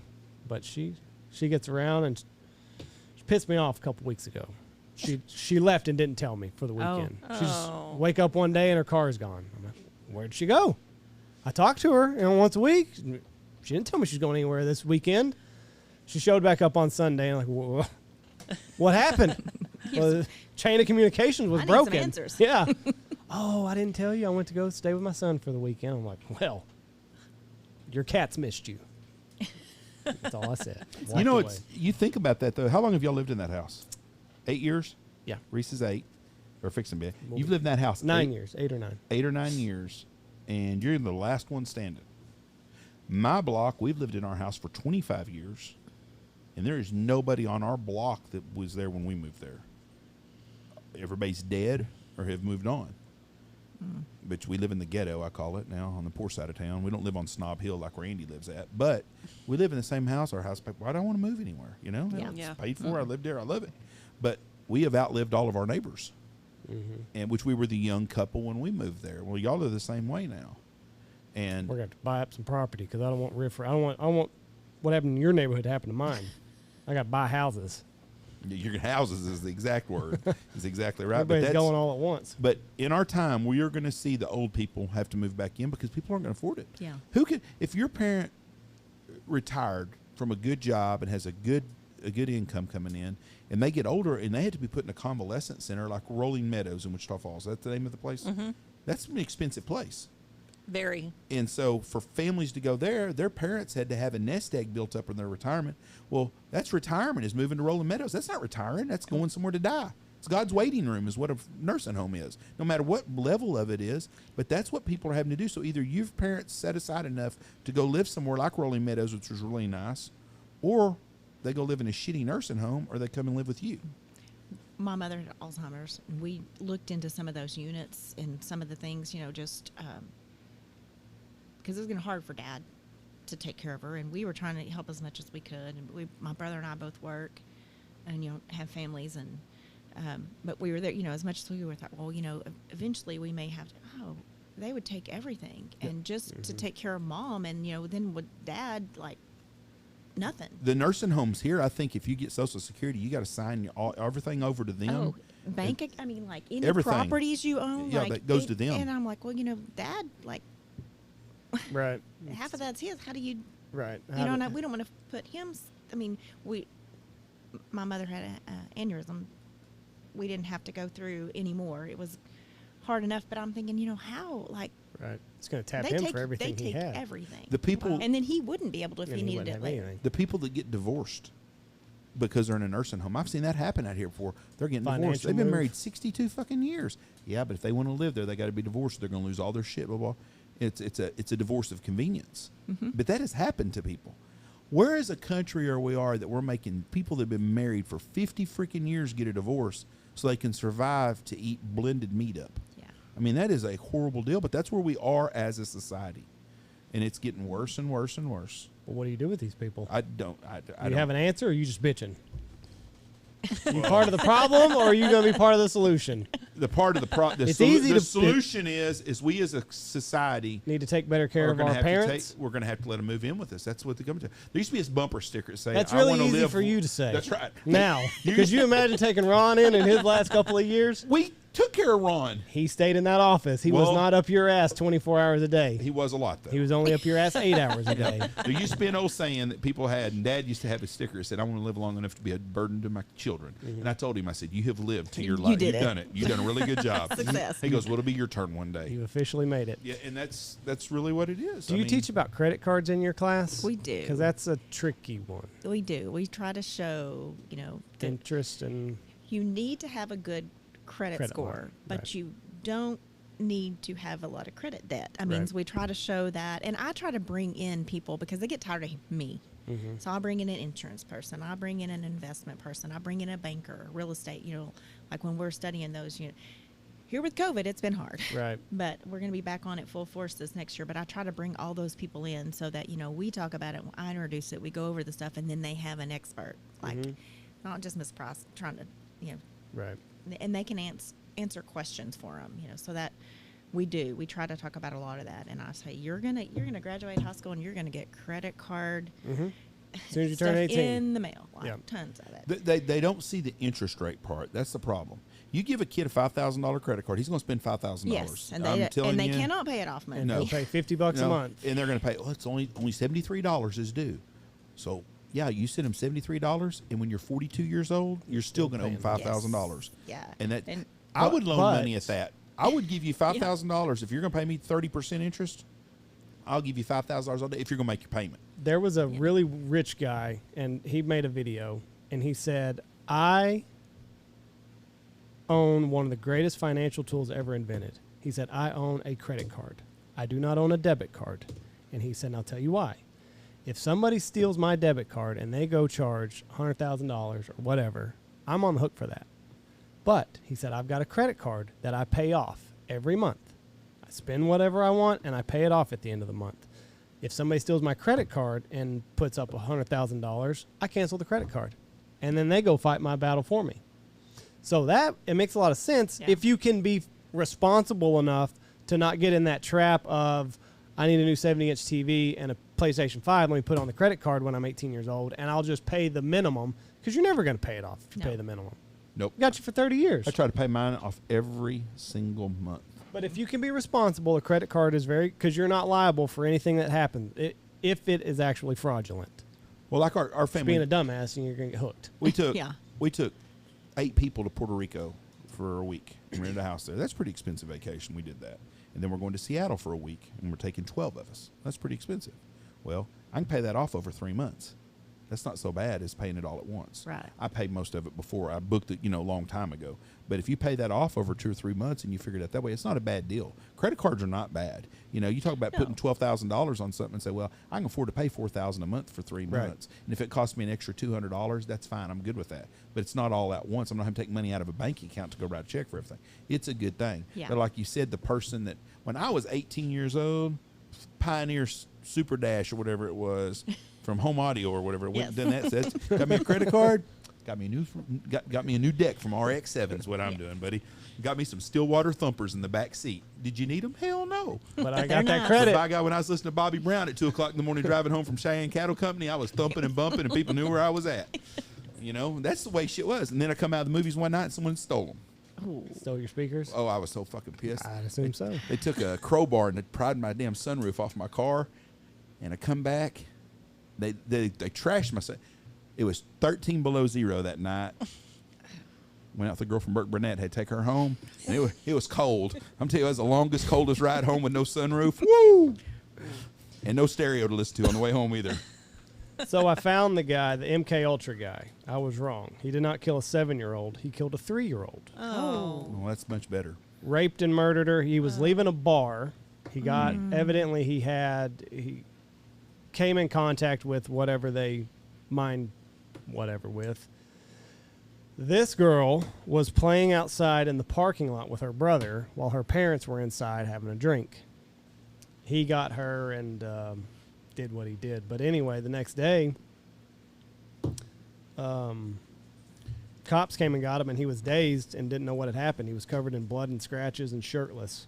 He was a Navy guy, Air Force guy in San Antonio, 1954. Now, should our government be responsible for that shit too? Yes. They gave him something, and they were doing a case study on him. You'd think the guy studying a little bit would have intervened here. Yeah. I mean, that's Bad deal. so. 3 years old. So you're telling me if a guy does that, But, we couldn't give something to some kid to go shoot somebody? But I mean, up? this also, right. And this also, 1954, you just let your 3 and 7-year-old go play in the parking lot while you were It's a different world having back a beer. I did Yeah. notice that. I'm like, oh. Well, hold on now. Hold on. You never been to the Columbus Knights of Hall or the Fraternal Order of Eagles or none of that shit when your parents were in there having a drink and you were in the parking lot taking beer out of trucks? You never did any of that. I actually did not do that. No. Did you ever go to the rodeo in Wichita Falls? Yes. Yeah, and there you go. Well, life was different when we were growing It up than it was was. today. Yes. Yeah, I mean, Some aspects Way it was better. different. I'm not saying it was worse or better. I think our life was a lot better then because it wasn't as much evil. There was evil, but not as much. That was 1954, Jeff. Well, I didn't grow up in 54, but I'm saying in the neither did I. 1970s, things were a lot. There was some evil in the world. There's no doubt about it. But kids were safer than they are today. I don't know if that's true. I think it's very true. I think child abduction was way higher back then. But we didn't know about it. I can look it up. Well, you can look it up if you want to, but you did not worry about stuff like that back then. You didn't lock your doors at night. You didn't have to worry about it.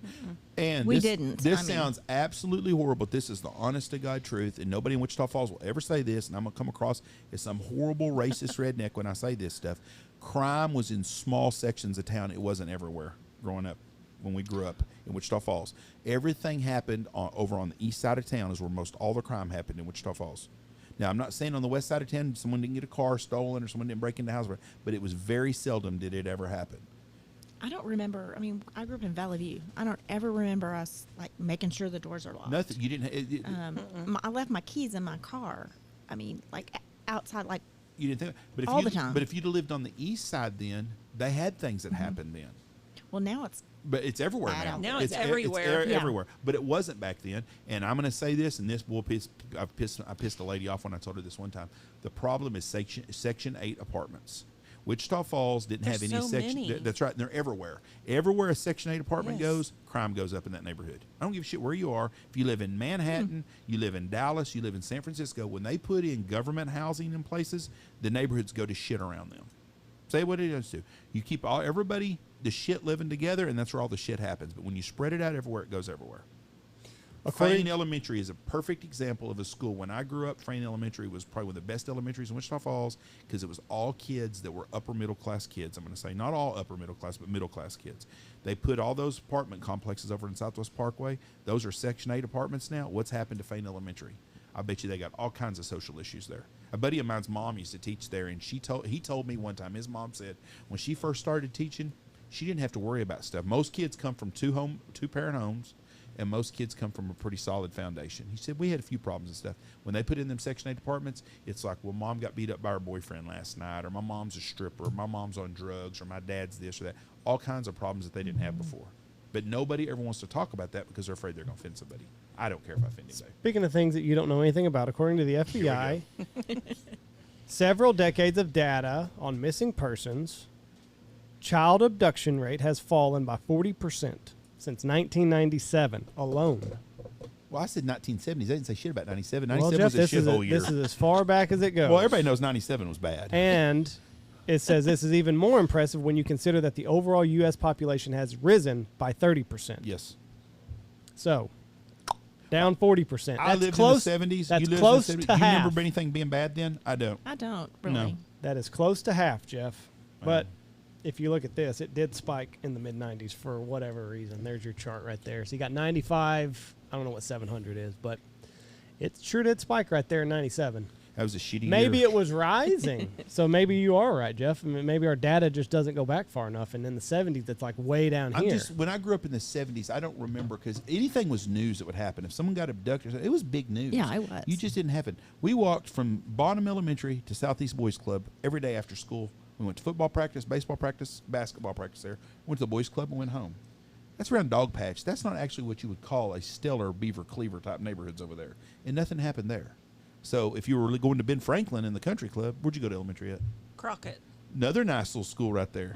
Now the avenues are shitholes. And it wasn't when you grew up, was it? No. Not like it is now. I live on the same street that I grew up on right now, And on Cumberland. okay, that's a nice neighborhood. Do the water fountain still going there? Yeah. Okay. They still put soap in that son of a bitch all the time? Yeah, they did that when I was in school, too. Yes.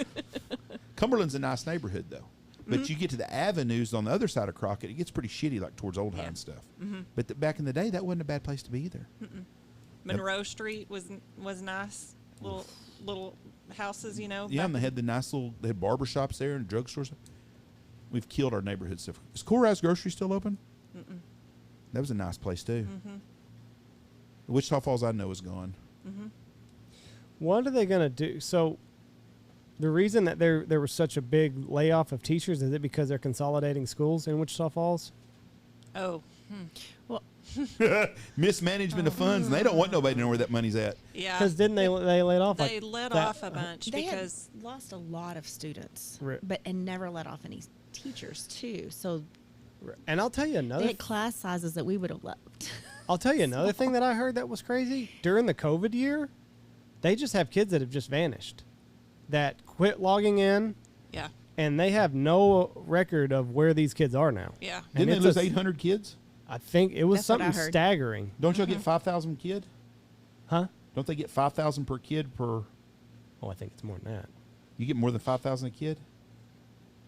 No, I just mean that No, these from the kids state, though. went to, I think it's more than that. They went to virtual learning, and then it's like they quit logging in, and it's just I don't know where they are. Well, Nobody's I'm saying checked in if on they them. lost 800 kids and they're getting $5,000 a piece, Yeah, that's $4 million. Right, that's where they lost. Unless I don't did my know math all wrong. the. I tried to watch some of it, and I didn't understand all of it. But yes, that's where they had a big deficit right there because they kept the same number of teachers. And $4 million. Which I don't want a teacher to lose their job, but they kept Right. forecasting the same number of students when in actuality they didn't have have that. You know Wichita Falls screwed up? They should have hired Chris Heskett. Do you know Biscuit? Went to Ryder. He's the superintendent at Covington. He put his name in the hat, And didn't they he? didn't even interview. 12,000 per student. They haven't They interviewed didn't. him? They didn't even call him for an Really? interview. Wow. A local kid. They don't want someone local with ties on the deal. First of all, their whole mascot deal is a complete corrupt bullshit. I went to Old High, 120 freaking years of school, and you're going to throw away all your history to have a school called Memorial and Legacy? Pfft, kiss my ass, Wichita Falls. That's the dumbest shit ever. And I understand the people from Ryder and Hershey being upset. They've been around for a long time, too. But they should have went back to the two original schools, Wichita Falls and Booker T. Washington, and been the Leopards and the Coyotes, and kept that history. Those were the two original schools. That's what you should have done. And it's dumb what they're doing. But when you've pushed away all the old alumni, when you do shit like that, people like me don't care no more. If they would have built a new high school and it was Wichita Falls High School and they'd called me and Tony and said, hey, we're doing a deal, we'd like $2,500 for so-and-so for a scholarship deal, we would have wrote them a check and done something to help them out. They call me up with Legacy and ask me that, I'm telling them, kiss my ass. I'd rather put my money in Iowa Park or Holiday or Henrietta or Petrolia. At least I got friends over there and they know who the hell they are. I think Wichita Falls, but when it gets to the educational part of the deal, they've screwed that system up with money. Too many people making way too much money not doing anything. 12 I grand think per so. kid. That's $6 million then, or 800. That's $10 million. And that is $3,000 below the national average of What is 15,000. What's 12,000 times 800? Is that $9 million? We all know how I am with math. Well, 1,000 would be 800. Would be $800,000. So $9.6 million is what they lost. Well, hell, then no wonder why they broke. They're in the red by 9. 9.6. And that's about how broke they are. It takes real common sense to figure that shit out. But they fired all the old teachers, but then they want to hire a bunch of young teachers, right? because they're cheaper. And why? Who They're the hell not wants to hiring. No, but that's exactly right. I mean, that's Yeah. simple. I mean, I that's mean, like we the all had to NFL. start somewhere, Yeah. but Right. we also at Iowa Park we are hire a new teacher, they are paired with an experienced teacher. Yeah. So I mean, we all did. We start somewhere, but you can't have an entire school of Their New people. Their money system is screwed up on that with that money, especially with them being $10 million in the hole. Another thing too is they're not going to attract young teachers there because their pay scale and shit's horrible. And now they're building a new Catholic high school there, I saw, which I don't understand that. They bulldozed Notre Dame because they couldn't get enough kids, but now they're going to put it in a new Catholic school. But I'm telling you, if I lived in Wichita Falls, there's no way my kids would go to school there. Their coaches, hell, Hershey got beat in the state finals or semifinals in football. What'd they do? Their coach left to go somewhere else. Why would you want to be one of, when there's 3 schools there, there's only 2 of them going to get a head job. And then Ryder's football coach is going to get one of the jobs. He deserves it. Fucked up deal. Yeah, That's why your kids go to Iowa Park. So you live in Wichita? I do. Do I they lived bitch in, at you for that? No. I guess if I were going to be in administration or something, I would need to live there. But they've But- never said it. Do your kids go to school at Old High, or your kids go to school at Ryder Oh, or no. Iowa Park? No. Your kids go to school at Iowa Park? they're in Iowa Park. Yes, I've lived in Iowa Park since I started teaching. I started teaching there in 2000, and so I've lived there. I lived in Iowa Park up until 4 years ago, and we just moved into town because our kids, my stepdaughter and my daughter, had activities in Wichita Falls, Yeah. so we were constantly just driving back and forth. So we just moved in diagonal for my parents and help with them and That's a good stuff. thing. Yeah. Andy and them wouldn't live by us, but my grandkids would love it. But yeah, my kids, I'm We're not 5 blocks away from them. We're 90 seconds away. It doesn't bother me if you live 2 miles from me or 10. I don't care. I just said the grandkids would love to live diagonally across from us. Oh. Would they not? Yes. Right now, when they get older, they wouldn't. But damn, Shell, she sure is nosy, wanting to know what I'm doing out here at 2 o'clock in the morning. But it's good for kids to see all of the family. And the more help you can get, it's easier to, because it, Y'all I got had a a 7 and a weekend off. 3-year-old. I got a 7 and a 3-year-old. The activities are just starting for us, and it's a Yeah. lot. It is a lot. Baseball and Andy and them had the then when weekend the second off. one gets here, Right. starts going. No kids all weekend. Was it great? I mean, I wouldn't say that. We swam with them, like, the whole time. We were like uncles and aunts, is what we were. We came in for the fun activities, and then they got to go to bed. They got to bathe them and feed them and put them to bed. They didn't go to bed early at all. I was going to bed at grandparents' house is not. No. Andy's oldest son is like an old man. He's very analytical, very anal. He's a lot like Andy, and he does exactly what you tell him to do. The youngest one, Charles Manson, might have a partner one day. He's a go-get. He's going to, at 12, 15, he's still talking, and he's loud. He's having fun. That's what kids are supposed to be. Do y'all need a water? We're about to wrap up. We got to wrap up anyway. We got our podcast in 10 minutes. Listen, Oh, wow. it is very, very good what y'all are doing for these kids. Outside the box education. I mean, you can't put a number on the impact that you people are having on these kids. It's my hat is off to y'all. It's a profession that requires a special person, and we need more outside the box thinking as we move forward. So we live in outside the box kudos. world, and this is outside the box podcast because most people we have on here do stuff outside of just being an 8 to 5 person. And the world we live in is not an 8 to 5 person anymore. We need that. We do need more core stuff that we need to teach history, basic math, and the basics to get back to that, I really think. But we need what y'all do because that's part of life. And a budget and knowing how to do stuff is good, and knowing what happens in case your ass gets killed is a good thing too. Well, you have the most interesting class that I've ever heard of. I'm telling you, I want to take her class. I would have taken that class in high school too. It's fun.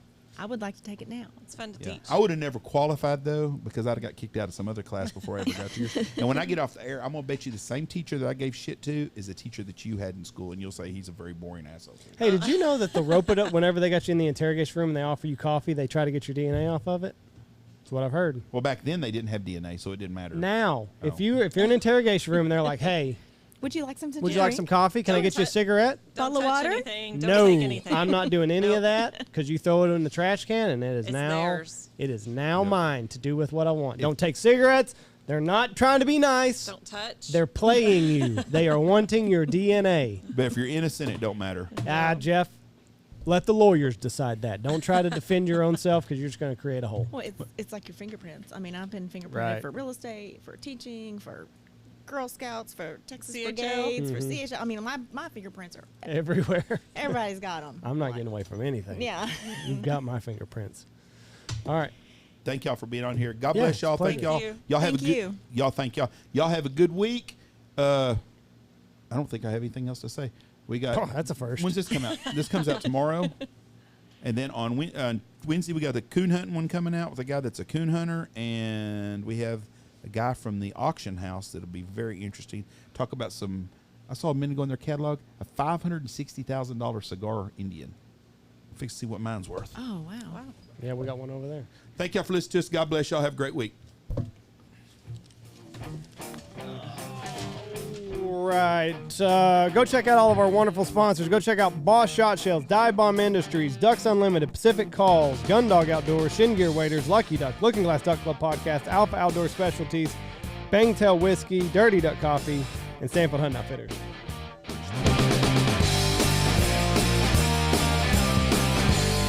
And Double T British Kennels.